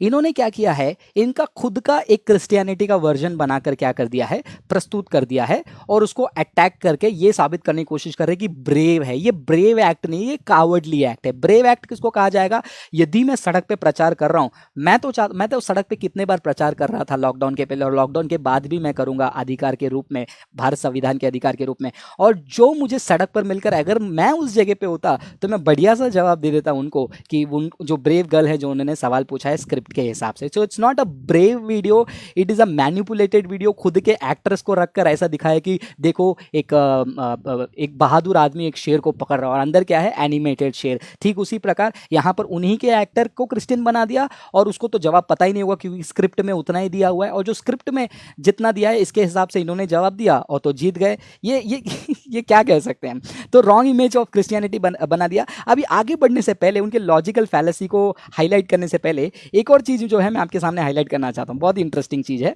वो ये है कि इन्होंने एक बात को कहा था, पता नहीं कितने लोगों ने नोटिस किया, क्या जो मेरे माता पिता हैं वो अगर यीशु को स्वीकार नहीं करते हैं तो वो नर्क चले जाएंगे, ये देश के ये सारे लोग नर्क चले जाएंगे। जरा देखिए, पहले इलॉजिकल चीज़ों को समझिए। अभी एक ऐड आ रहा है, ठीक है, फेयर एंड लवली का ऐड आ रहा है। ये क्रीम को लगाएंगे तो आप गोरा हो जाएंगे, आप ऑफिस में जाओगे, आपको नौकरी मिलेगी। तो क्या इसका मतलब जो जो फेयर एंड लवली नहीं लगाता है उसको नौकरी नहीं मिलेगी? मतलब ये महात्मा गांधी जी उन्होंने फेयर एंड लवली नहीं लगाया तो क्या वो फेयर एंड लवली नहीं लगाने से वो सक्सेसफुल नहीं हुए? क्या मैं ऐसा आर्ग्यू कर सकता हूँ? अगर मैं ऐसा आर्ग्यू करूंगा तो आप क्या कहेंगे? मैं बोलूं अरे बाप रे फेयर एंड लवली तो अब भी आया, लेकिन आज से 100 साल पहले फेयर एंड लवली नहीं था तो लोग कैसे गोरे होते थे? फेयर एंड लवली से ही गोरे होते क्या? तो मुझे वो दुनिया ही नहीं चाहिए, वो मुझे देश ही नहीं चाहिए जहां पर फेयर एंड लवली लोग लगाने से ही गोरे होते हों। समझ रहे हो आप लोग ये आर्ग्यूमेंट में क्या प्रॉब्लम है? अभी और उसको जो है हम bit by bit, piece by piece देखने वाले हैं, ठीक है? सबसे पहला हमको ये बात समझना है, ये जो एक्सक्लूसिव क्लेम है ना, वो सभी धर्म में होता है। एक्सक्लूसिव क्लेम सभी धर्म में होता है। जैसे क्रिश्चियनिटी में कहा है, यीशु मसीह कहते हैं कि मैं ही मार्ग, मैं ही सत्य, मैं ही जीवन हूं, तो ये एक एक्सक्लूसिव क्लेम हो गया। अब ये क्लेम सच है या नहीं है, इसको साबित करने के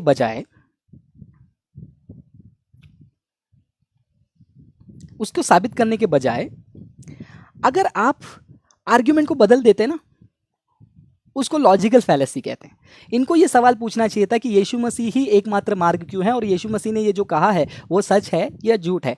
चलिए अब इसको थोड़ा सा मैं घुमा के दिखाता हूँ आपके सामने, ठीक है? अब इनको बुरा लगा ये स्टेटमेंट का बाइबल से, जो कि अभी उसके ऊपर मैं एक्सपोजिशन नहीं करूँगा। अगर इनको डिबेट करनी है, जो वीडियो बनाया है, जो स्क्रिप्ट राइटर है, मैं बुलाता हूँ स्क्रिप्ट राइटर जी, आ जाइए हमारे साथ बैठकर स्काइप में डिस्कशन कीजिए, मैं आपको जवाब दूंगा कि ये सच है या नहीं। मान लीजिए यहाँ पर थोड़ा सा रोल स्वैप कर लेते हैं। यहाँ पर एक हिंदू आदमी एक क्रिश्चियन आदमी के पास जा रहा है, और यहाँ पर एक क्रिश्चियन लड़की खड़ी है, और ये हिंदू आदमी क्रिश्चियन आदमी को जाकर कह रहा है कि भाई साहब आप अपने हिंदू धर्म को मान लीजिए। वो बोले कि क्यों? अगर आप हिंदू धर्म में नहीं आते हैं, अगर आप योगा नहीं करते हैं, अगर आप कर्म चक्र से आज़ाद नहीं होते हैं, तो आपको मोक्ष नहीं मिलेगा। और ये क्रिश्चियन लड़की चल के आ रही है, बोलती कि भाई साहब रुकिए, तो आपका कहने का मतलब है ये बुजुर्ग अंकल अगर उन्होंने योगा नहीं किया और उन्होंने ब्रह्म विद्या प्राप्त नहीं किया, कर्म चक्र से वो आज़ाद नहीं हुए, तो वो मोक्ष प्राप्त नहीं करेंगे? तो आपका कहने का मतलब है ये इसी कर्मा के चक्र में घूमते रहेंगे और अगले जन्म में जानवर भी बन सकते हैं, मनुष्य भी बन सकते हैं, कुछ भी बन सकते हैं। ऐसा धर्म मुझे नहीं चाहिए। क्या आप ये कहने की कोशिश कर रहे हो महात्मा गांधी, पंडित जवाहरलाल नेहरू, सुभाष चंद्र बोस, ये बड़े सारे लोग जो हैं उन्होंने योग नहीं किया, उन्होंने योगा नहीं किया, उन्होंने ब्रह्म विद्या प्राप्त नहीं किया, तो आप ये कहने की कोशिश कर रहे हो कि वो अभी भी वो कर्म चक्र में पड़े हुए हैं? अगर ये सारे लोग कर्म चक्र में फंसे हुए हैं और कई और जन्म लिए हैं, तो मुझे भी जो है ऐसा धर्म नहीं चाहिए। मेरे मम्मी पापा ने जो मुझे पाला है, मेरे मम्मी पापा ने जो मुझे खाना खिलाया है, आप कह रहे हो कि मेरे मम्मी पापा अगर योगा नहीं करते हैं, वो मोक्ष प्राप्त नहीं करते हैं, वो कर्मिक सर्कल से बाहर नहीं निकलते हैं, वो अगले जन्म में किसी और के घर पे जन्म ले लेंगे या फिर जानवर बन के जन्म ले लेंगे। पैंथीइज्म, ये कैसा धर्म है? और जाके उनको बोल दो तुम्हारे धर्म वालों को कि ऐसा धंधा मत करो। कैसा लगा? लॉजिक समझ गए? तो हो एक्सक्लूसिव क्लेम जो भी करता है उसको आइडेंटिफाई करने के लिए, उसको वैलिडेट करने के लिए उनके साथ तर्क करना पड़ेगा, जो कि ये स्क्रिप्ट में नहीं था। स्क्रिप्ट में इसीलिए नहीं था क्योंकि इनको नहीं मालूम। अब वापस से, अभी मैंने ओवरव्यू आपको बताया, अभी वापस से वो शॉर्ट फिल्म को जो है थोड़ा थोड़ा करके प्ले करेंगे और हम उसको देखेंगे, ठीक है? चलिए अब हम उसको एक बार फिर से देखते हैं। हैंग होगा लेकिन प्लीज़ सह लीजिए, इंपॉर्टेंट टॉपिक है, बड़ा सा वीडियो है बट काम की चीज़ है। वॉच अगेन, ठीक है? Let's see.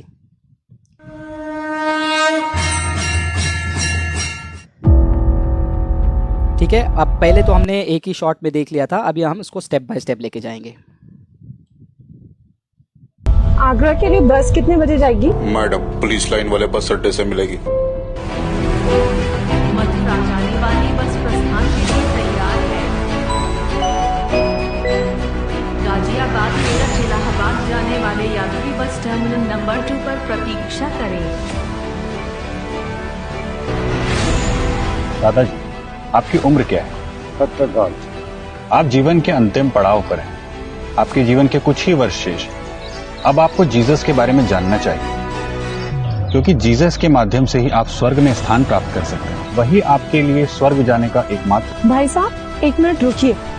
ओके, यहाँ पर ये शुरुआत हुआ जहाँ पर एक ब्रेव लड़की स्क्रिप्टेड ब्रेव लड़की, not real, scripted short film वाली ब्रेव लड़की जो है, और एक स्क्रिप्टेड क्रिश्चियन जो रियल क्रिश्चियन नहीं है, और एक स्क्रिप्टेड क्रिश्चियनिटी को क्या कर रहे हैं, वो स्क्रिप्टेड फॉर्म पे रिस्पॉन्ड करने जा रहे हैं, ये स्क्रिप्टेड ड्रामा में। ठीक है, अब इन्होंने कहा कि आप अपने जीवन के अंतिम पड़ाव में हैं, आपको यीशु मसीह को स्वीकार करना है, अगर आप यीशु मसीह को स्वीकार नहीं करेंगे तो आप नर्क में जाएंगे।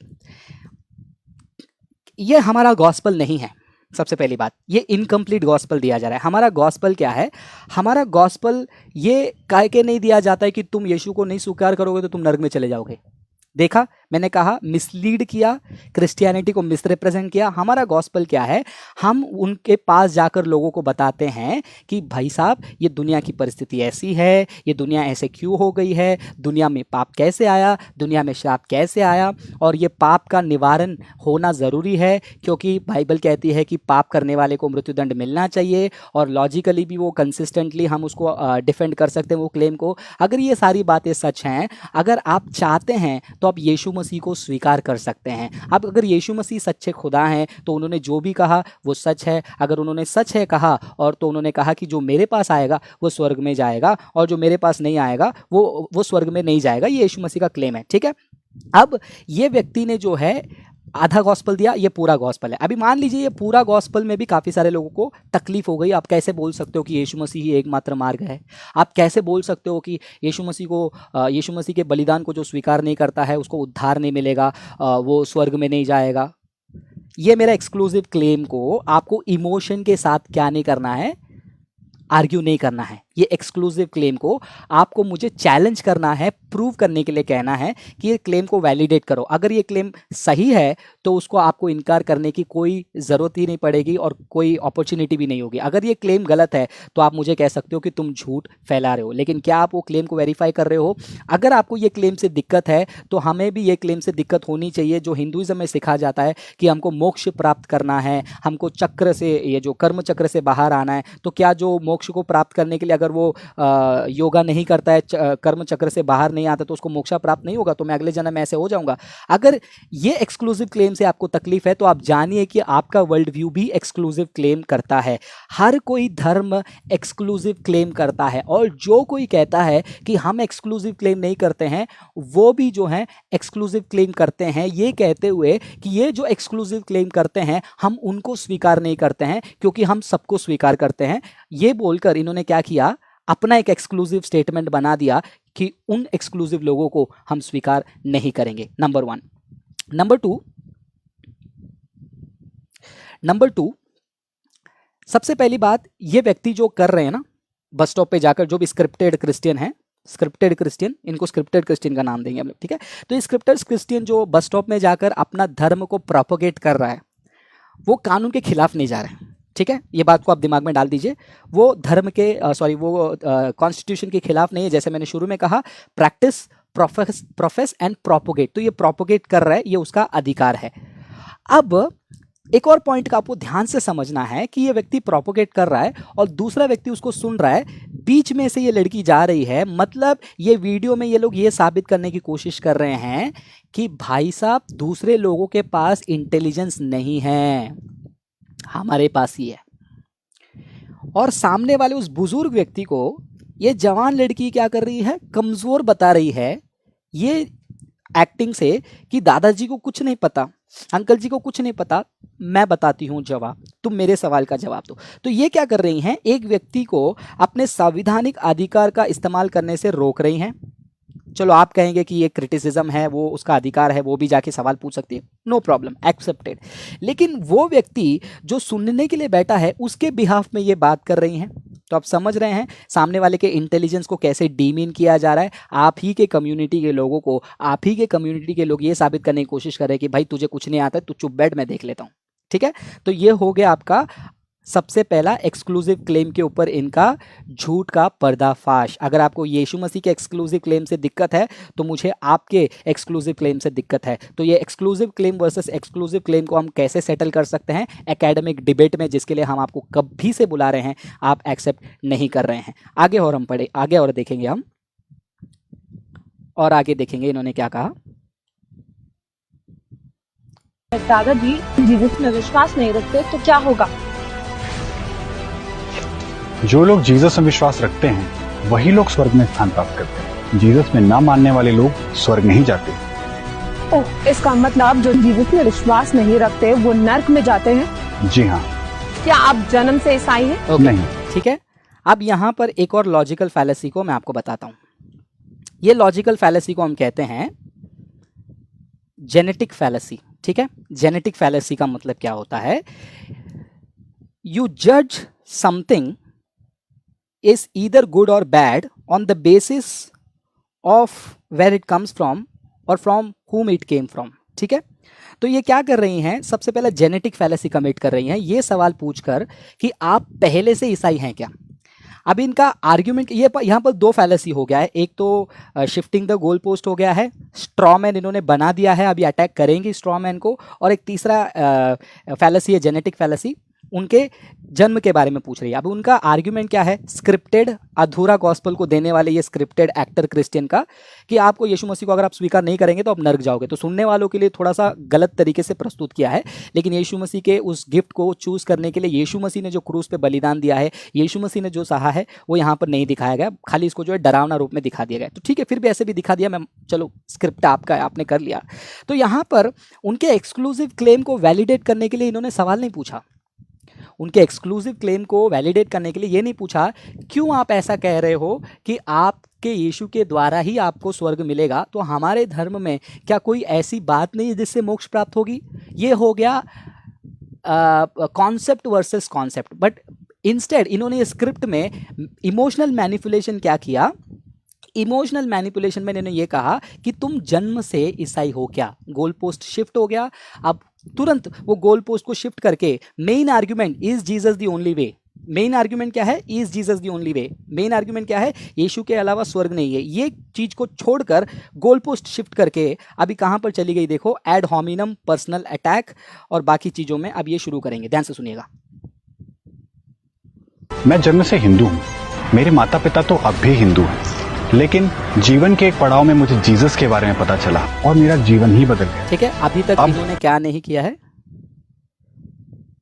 आपको वीडियो की आवाज आ रही है ना? वीडियो की आवाज आ रही है ना आपको? आनी चाहिए मेरे हिसाब से। वीडियो की आवाज आ रही है आपको? हाँ, आ रही है। ठीक है, वापस से सुनते हैं, मिस कर देंगे तो। वही लोग स्वर्ग में स्थान प्राप्त करते हैं। जीसस में ना मानने वाले लोग स्वर्ग नहीं जाते। ओह, इसका मतलब जो जीसस में विश्वास नहीं रखते वो नर्क में जाते हैं? जी हाँ। क्या आप जन्म से ईसाई हैं? नहीं, मैं जन्म से हिंदू हूँ, मेरे माता पिता तो अब भी हिंदू हैं, लेकिन जीवन के एक पड़ाव में मुझे जीसस के बारे में पता चला और मेरा जीवन ही बदल गया। अब मुझे मृत्यु के पश्चात स्वर्ग मिलेगा।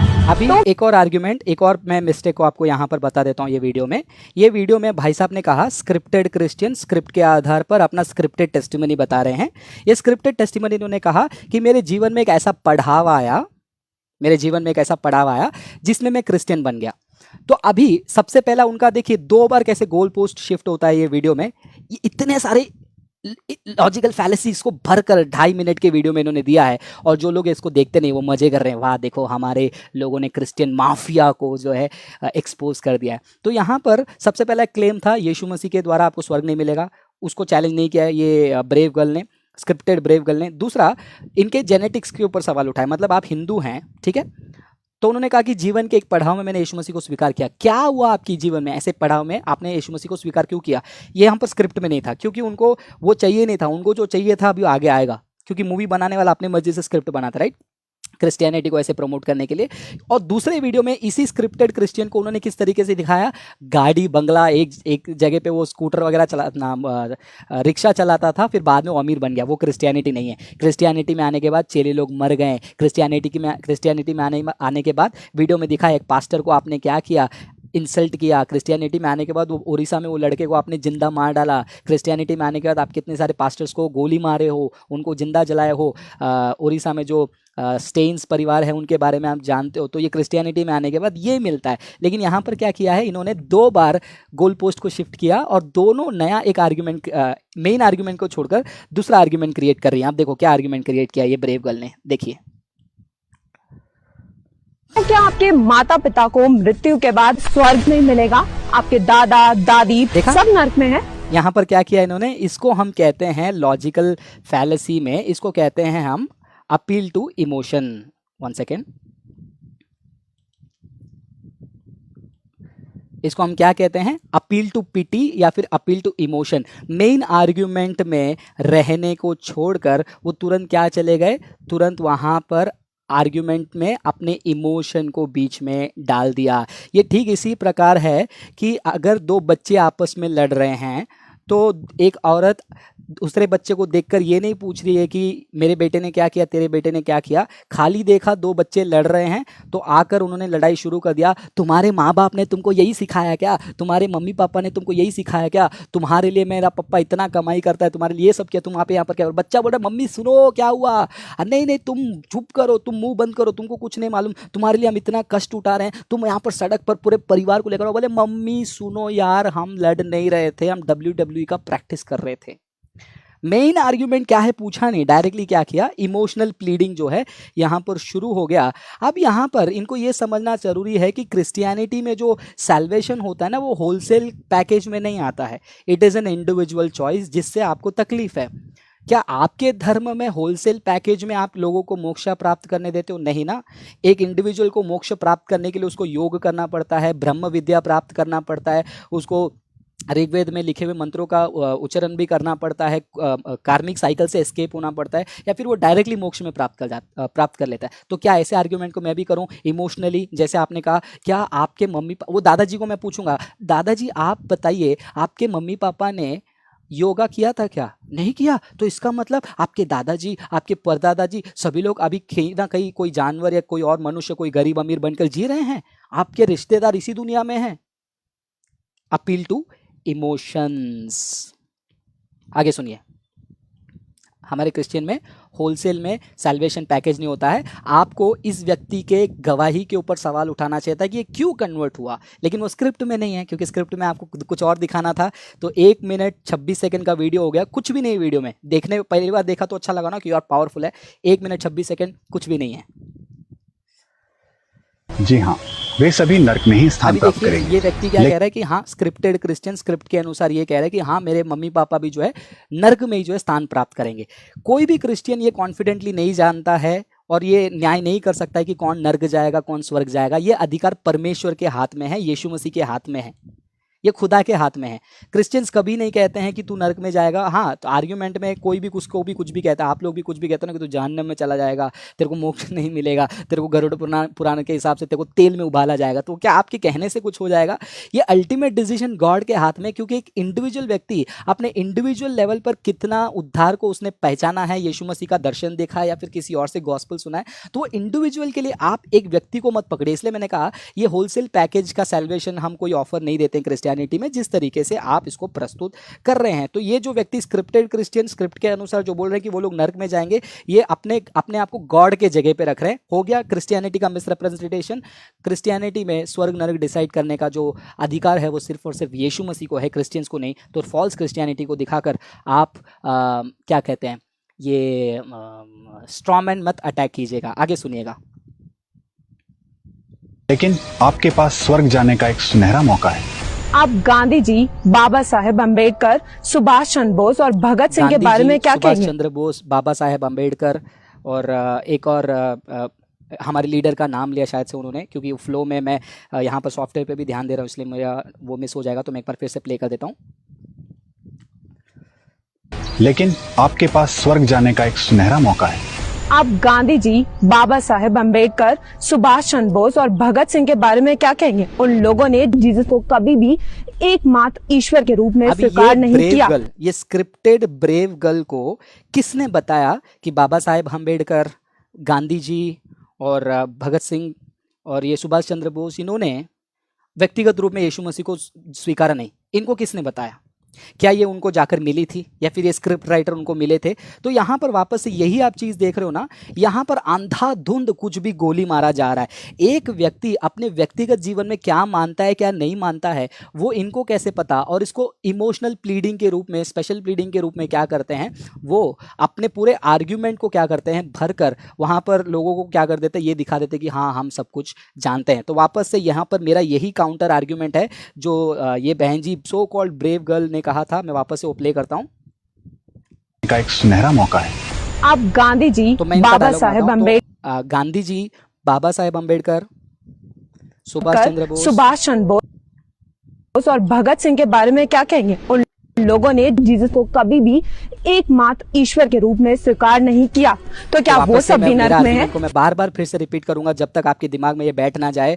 तो बाबा साहेब अम्बेडकर, महात्मा गांधी, भगत सिंह, सुभाष चंद्र बोस, इन्होंने कभी भी योगा नहीं किया, उस योगा से ब्रह्म विद्या को प्राप्त नहीं किया, कर्म चक्र के उन्होंने पार नहीं किया। तो इसका मतलब ये है कि उनको मोक्ष नहीं मिली। Emotional appeal to pity, appeal to emotion. आगे सुनो, और भी लॉजिकल फैलेसी से मैं आपको लिस्ट डाउन करूंगा, सुन लीजिए। मेरे माता पिता ने मुझे जन्म दिया और अच्छे संस्कार दिए, वो लोग मेरे लिए देवता स्वरूप है।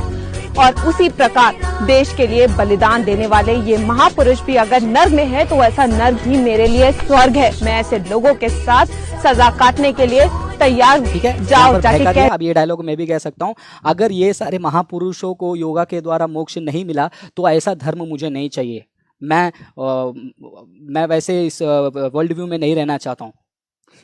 समझ रहे हो आप लोग किस प्रकार का बेबुनियाद आर्ग्यूमेंट यहाँ पर खड़ा किया जा रहा है। और यहाँ पर इतना ही नहीं, यहाँ पर एक एड होमिनेम भी जो है आपको देखने मिलेगा। एड होमिनेम मतलब जो है इंसान को आर्ग्यूमेंट को छोड़कर उसको पर्सनल लेवल पर अटैक करना। देखिए कैसे अटैक करते हैं, तो सुनिए। कह दो अपने गोरों से ये बस स्टैंड और रेल, तुम जाकर कह दो उन गोरों से। तो एड होमिनेम शुरू हो गया, साथ साथ में उन्होंने क्या कहा, गोरों से, तुम्हारे गोरों से जाके कह दो। तमिल में इन्होंने ये वीडियो में कहा, वहाँ வெள்ளக்கார முதலாளிட்ட போய் சொல்லு, यका यम्मा नांगा तमिल नल्ला पेसोमा नींगा पन्ना तमिल वीडियो नांगा बदल कुटपाऊं। तो मैंने आपका तमिल वीडियो भी देखा है, तमिल वीडियो में भी बहुत जल्दी हम आपको जवाब देने जा रहे हैं। इन्होंने कहा तुम जाकर तुम्हारे गोरों को बता दो। यहाँ पर फिर से इन्होंने क्या किया, रेसिज्म, यहाँ पर कहते हैं ना कि ब्लैक लाइव्स मैटर, ये वो देखो गोरा, तो यहाँ पर गोरा बोलकर इन्होंने क्या किया, इन्होंने ये कहा कि क्रिश्चियनिटी गोरों की रिलीजन है, और ये कहा कि क्रिश्चियनिटी भारत का नहीं है, क्रिश्चियनिटी कहीं और से आया है। इनको समझा समझा के हम थक गए हैं। क्रिश्चियनिटी वेस्टर्न रिलीजन नहीं है, क्रिश्चियनिटी गोरों का रिलीजन नहीं है। आपसे हाथ जोड़ के विनती है कि आप लोग इतिहास को पढ़ो या बेसिक रिलीजियस स्टडी के लिए उसी किताब को पढ़ लो, आपको अक्ल आ जाएगा। तो आप ऐसे बेकार की बातें जो है आप कुछ कभी नहीं करोगे। नहीं आप करोगे, आप तो स्क्रिप्टेड क्रिश्चियन हैं, स्क्रिप्टेड चीज़ों के लिए। वैसे लॉकडाउन है तो थोड़ा बहुत ये करने में आपको अच्छा लगा ही होगा। और यहाँ पर इतना ही नहीं, यहाँ पर फिर से जो है ये जेनेटिक फैलेसी इन्होंने किया है। जेनेटिक फैलेसी में मैंने क्या, यू जज something as either good or bad on the basis of where it has come from or from it came, right. तो जैसे मैंने शुरुआत में भी कहा, ये लोग कुछ क्रिश्चियंस ने अगर कहीं पर भी कन्वर्जन का एक्टिविटी किया है उसको पकड़कर क्रिश्चियनिटी को पेंट कर रहे हैं, या फिर ये लोग क्या कह रहे हैं, ये वेस्टर्न रिलीजन है, ये बाहर से आए तो वो गलत ही होगा, राइट। तो कितना देखा आपने वहां पर स्ट्रॉमैन आर्ग्यूमेंट देख लिया, आपने अपील टू इमोशन देख लिया, रेसिज्म देख लिया। अब एक और एड होमिनेम आपको देखने मिलेगा, एक और पर्सनल अटैक। ये पूरे वीडियो में कहीं पर भी ये चर्चा नहीं हुआ है कि वो व्यक्ति क्यों क्रिश्चियन बना या फिर यीशु मसीह एकमात्र मार्ग क्यों, उसको छोड़कर बाकी सारे ड्रामा जो है हुए हैं। 2 मिनट 6 सेकंड कुछ नहीं था। आगे सुनिए। रेलवे स्टेशन पर मेरे लिए स्वर्ग है। मैं ऐसे लोगों के साथ सजा काटने के लिए तैयार हूँ। जाओ जाके कह दो अपने गोरों से कि ये बस स्टैंड और रेलवे स्टेशन पर धंधा करना बंद करें। पर एक और पर्सनल अटैक हुआ कि तुम अपने गोरों से कह दो कि यहाँ पर बस स्टॉप में तुम धंधा करना बंद करो। तो इन्होंने क्या किया है, भारत के संविधान में जो अधिकार दिया है राइट टू प्रोपोगेट, उसको ये क्या कह रही हैं, धंधा कह रही हैं। मतलब मैं अगर कल के दिन सड़क पर जाकर मेरे संवैधानिक अधिकार के हिसाब से क्रिश्चियन रिलीजन को अगर मैं प्रोपोगेट करने के लिए अगर मैं पर्ची बांटूंगा जैसे इस वीडियो में दिखाया, तो ये मेरा धंधा है, राइट। तो इन्होंने एक रेसिज्म तो दिखा गोरा का रिलीजन बोलकर, दूसरा संवैधानिक अधिकार के ऊपर सवाल उठाया उसको धंधा बोलकर, और अपील टू इमोशन। तो अभी तक एंड तक आपको देखने मिल रहा है। आगे सुनते हैं एंड में क्या बोलते हैं। और कह दो ये हर सनातनी भारतीय का निर्णय है। यहाँ पर देखो इन्होंने क्या लिखा है, we respect those who respect our ways. But Christianity में क्या मालूम है, we respect those who respect our ways, we respect those who do not respect our ways also, we love those who love us, we love those who hate us, we pray for the enemies also। फर्क पता चला Christianity में। लेकिन आपके लिए क्या है, आपके लिए ये कि क्या है कि चलो हम सारे क्रिश्चियंस को जाकर हम क्या करेंगे, कत्ल करेंगे। इन्होंने सपोर्ट किया और इन्होंने कहा कि हम गैंगस्टर के साथ कनेक्ट करेंगे और क्रिश्चियंस को हम अटैक करेंगे। तो इस प्रकार प्रोपेगेंडा से भरे हुए वीडियो से क्या करते हैं, लोगों का ब्रेन वॉश किया जाता है। ठीक है, तो यहाँ पर हमने क्या क्या लॉजिकल फैलेसीज देखे इनके, अपील टू इमोशन देखा, रेसिज्म देखा, गोरा बोला था, एड होमिनम तुम अपना धंधा बंद करो, और डबल मीनिंग मिसलीडिंग टाइटल दे दिया, यानी कि एम्बिग्यूटी डाल दी उनके टाइटल में कि हाँ ये वाकई में फ्रॉड क्रिश्चियन मिशनरी को एक्सपोज कर रही हैं। अपील टू इमोशन तो मैं बार बार मैंने आपको दिया, और इनका पूरे वीडियो में लोडेड क्वेश्चंस इतने सारे थे जो कि आंसर करने के लिए उनके स्क्रिप्ट राइटर ने आंसर तो दी नहीं, और वो स्क्रिप्टेड क्रिश्चियन भी तैयार नहीं था। So you ask a question that had a presumption built into it so that it could not be answered without appearing guilty. मतलब ऐसा सवाल खड़ा कर दिया, वो सवाल का जवाब आप नहीं दोगे तो आप गिल्टी दिखाए जाओगे। जैसे कि वो वीडियो में वैसे ऐसा मुंडी झुका रहा था ना कि उनके दादा दादी देश के लीडर्स वगैरह स्वर्ग नहीं जाएंगे क्या, नर्क जाएंगे। और फाइनली एस्तर धनराज का और उनके जो ग्रुप है ना, जो अनुज सोलोमन और काफ़ी सारे लोग, वो एनेक्डोटल फैलेसी भी बहुत इस्तेमाल करते हैं। एनेक्डोटल फैलेसी में क्या होता है, वो अपना पर्सनल एक्सपीरियंस को और आइसोलेटेड एकमात्र एक्सपीरियंस को लेकर क्या करते हैं, मेन आर्ग्यूमेंट को वो इग्नोर कर देते हैं। जस्ट बिकॉज मेरे लिए ये अनुभव नहीं हुआ उद्धार, जस्ट बिकॉज मेरे लिए क्या कहते हैं वो बॉर्न अगेन का वो फील नहीं आया, तो क्रिश्चियनिटी गलत है। तो यहाँ पर हमने क्लियरली इस मिशन काली टीम के एजेंडा को, प्रोपोगेंडा को हमने पूरा जो है एक्सपोज कर दिया और साबित कर दिया कि किस प्रकार ये क्रिश्चियनिटी के खिलाफ षड्यंत्र रच रहे हैं। इनके अगर आप वेबसाइट में जाते हो, इनके जो मिशन काली जो ट्विटर अकाउंट में जाते हो, आपको कुछ आर्टिकल्स भी मिलेंगे। सबसे इंटरेस्टिंग वाली बात है, इन्होंने फ्रैंक ट्यूरेक का जो इमेज है उसको कॉपी करके जो है एक आर्टिकल लिखा है ये साबित करने के लिए कि खाली 1,44,000 लोग ही जो है स्वर्ग में जाएंगे और बाकी क्रिश्चियन जो है नहीं जाएंगे। और ये सारे लोगों को मैं ओपनली इन्वाइट करता हूँ डिबेट के लिए कि साबित करके दिखाओ कि यीशु मसीह ने और बाइबल ने ये कहा है कि खाली 1,44,000 लोग ही स्वर्ग में जाएंगे। और कमेंट में किसी ने शायद से उनको बताया था कि भाई इसका कॉन्टेक्स्ट कुछ और है, लेकिन उन्होंने उस कॉन्टेक्स्ट को देखने से इनकार कर दिया और कह दिया कि जॉन जो है यीशु मसीह के अपोस्टल हैं, और तो यीशु मसीह के अपोस्टल ने खुद लिखा था कि 1,44,000 लोग जाएंगे तो तुम क्रिश्चियंस स्वर्ग में नहीं जाओगे। और देखिए किस प्रकार लोगों के इमोशन को वो भड़का रहे हैं। लोगों के इमोशन को भड़काने के लिए देखो, look at the poor response to this video in Tamil. देखो कितना मेहनत करके हमने ये वीडियो बनाया है, कोई भी रीट्वीट नहीं कर रहा है। देखो ये डायलॉग सुनो, Tamil Hindus are among the deepest of sleeping. मतलब तमिल हिंदू लोग जो हैं बहुत गहरी नींद में। मैं तमिल हूँ, हमारे तमिल लोग समझते हैं एजेंडा प्रोपोगेंडा क्या है, लेकिन फिर भी तमिलनाडु में परसिक्यूशन बढ़ रही है। कॉन्ग्रेचुलेशंस, आप अपने अटेम्प्ट में सक्सेस हो रहे हो, क्रिश्चियनिटी को आप जो है गलत तरीके से प्रस्तुत करने में आगे बढ़ रहे हो। बट कब तक बढ़ोगे, बढ़ते रहिए। लेकिन इंटरेस्टिंग तो देखो, क्रिश्चियनिटी में कास्ट सिस्टम है। मज़ा आएगा अगर आप लोग इस चीज़ों को डिबेट में डिफेंड करो। तो चलिए जो बातें हमने शुरू से लेकर देखी उसका एक समरी मैं आपको शेयर करना चाहता हूँ, फिर उसके बाद हम एंड करते हैं। ओके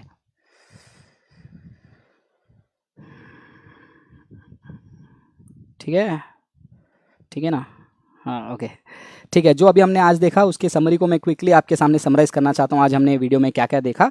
आज हमने देखा कि एक क्रिश्चियन का एक जिम्मेदारी होता है कि वो क्रिश्चियनिटी के ऊपर उठने वाले सवालों का जवाब पेश करे जैसे बाइबल में लिखा है।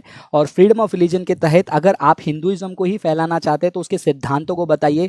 क्रिश्चियनिटी को बदनाम करके आप अपने धर्म को फैला नहीं सकते हैं। और मैंने जो राइज बैक कन्वर्जन का जो हेस्टी जनरलाइजेशन है, फैलेसी ऑफ कंपोजिशन डिवीजन, मैंने बताया जैसे कुछ लोगों को लेकर सब जगह में अप्लाई करना गलत होता है। जैसे मैंने कहा कि अगर भारत में कुछ लोग सती प्रथा को मानते थे, सारे भारतीय ऐसे होंगे, ये कहना गलत है। और जो लोग राइज बैक कन्वर्जन के बारे में बात करते हैं वो 3 पॉइंट को मेरे दिमाग में डालते हैं। नंबर 1, वो ये साबित करते हैं कि उनके खुद के कम्युनिटी के लोग इंटेलिजेंटली वीक, इंटेलिजेंस लेवल पर वीक होते हैं और वो खुद डिसाइड नहीं कर सकते हैं उनके लिए अच्छा क्या है, और वो खाना को अपने धर्म से बड़ा देखते हैं। दूसरा, वो अपने ही कम्युनिटी को इंसल्ट करते हैं ये कहते हुए कि ये लोग लालची हैं कि ये चावल का बोरी देखकर अपने धर्म को बेच देंगे। और तीसरा, ये कन्विंस कर रहे हैं कि उनके धर्म के सिद्धांत इतने स्ट्रांग नहीं है कि एक व्यक्ति को कन्विंस करे कि भैया तू चावल के लिए अपने रिलीजन को मत बेचना। लेकिन क्रिश्चियनिटी में हम देख रहे हैं कि जो लोग मन परिवर्तन करके आ गए हैं या फिर धर्म परिवर्तन करके आ गए हैं, उनको घर वापसी के नाम से ज़बरदस्ती भी किया जा रहा है।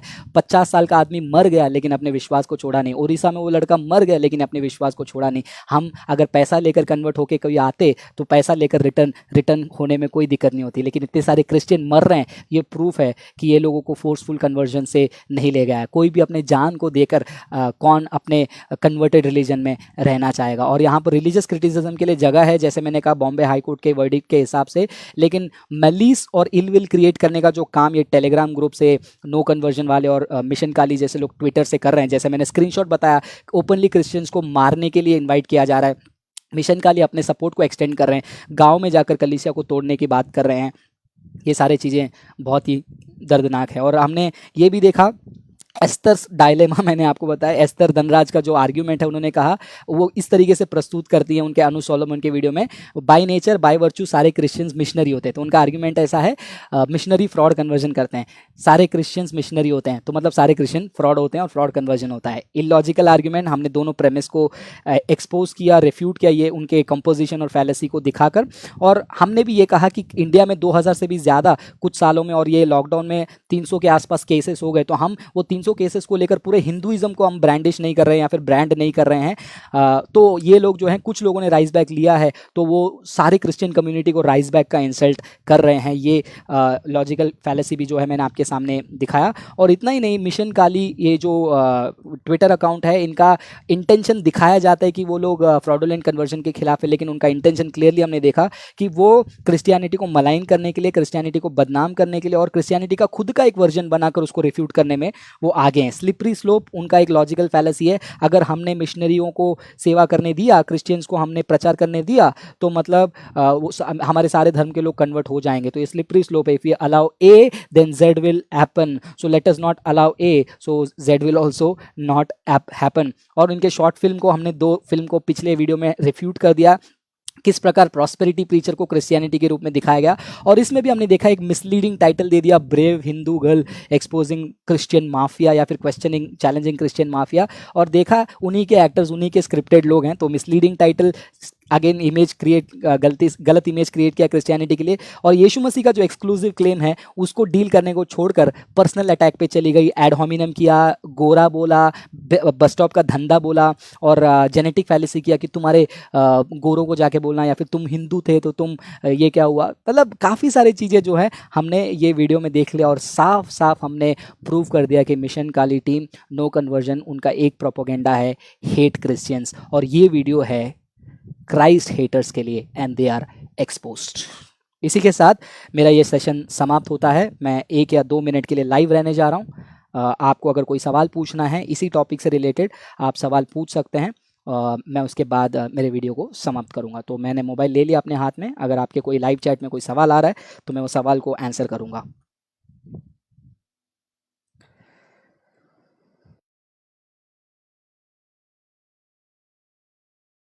यस, मैं आपके आंसर के लिए वेट कर रहा हूँ। आप सॉरी, आपके कमेंट के लिए वेट कर रहा हूँ। अगर आपको कोई क्वेश्चन पूछना है आप लाइव चैट में पूछ सकते हो। मैं 1 या 2 मिनट के लिए लाइव रहूँगा, फिर उसको हम समाप्त करेंगे।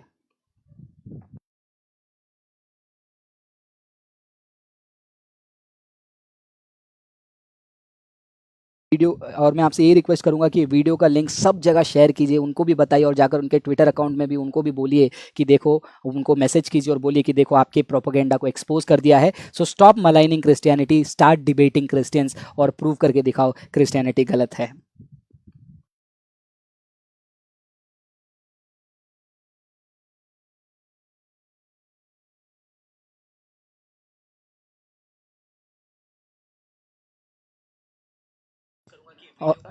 और मैं वीडियो से रिलेटेड क्वेश्चन ही लेने जा रहा हूँ, बाकी क्वेश्चंस मैं नहीं लूँगा।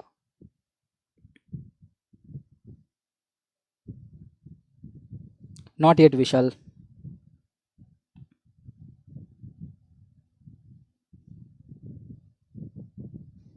ओके, मैं वेट कर रहा हूँ आपके कोई क्वेरी के लिए लाइव चैट में। आपने पहले बहुत कुछ कहा होगा।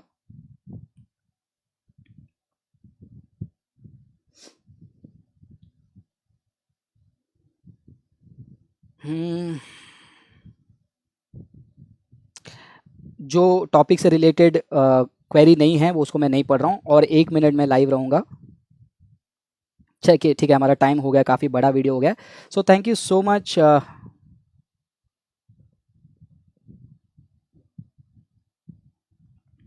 How can we deal with such pages and channels? आप जो स्क्रीनशॉट वगैरह ले हैं, आप हो सके तो लोकल पुलिस स्टेशन में जाके एफआईआर दर्ज करवाइए, या फिर लीगली जो है इनको आप डील कर सकते हैं।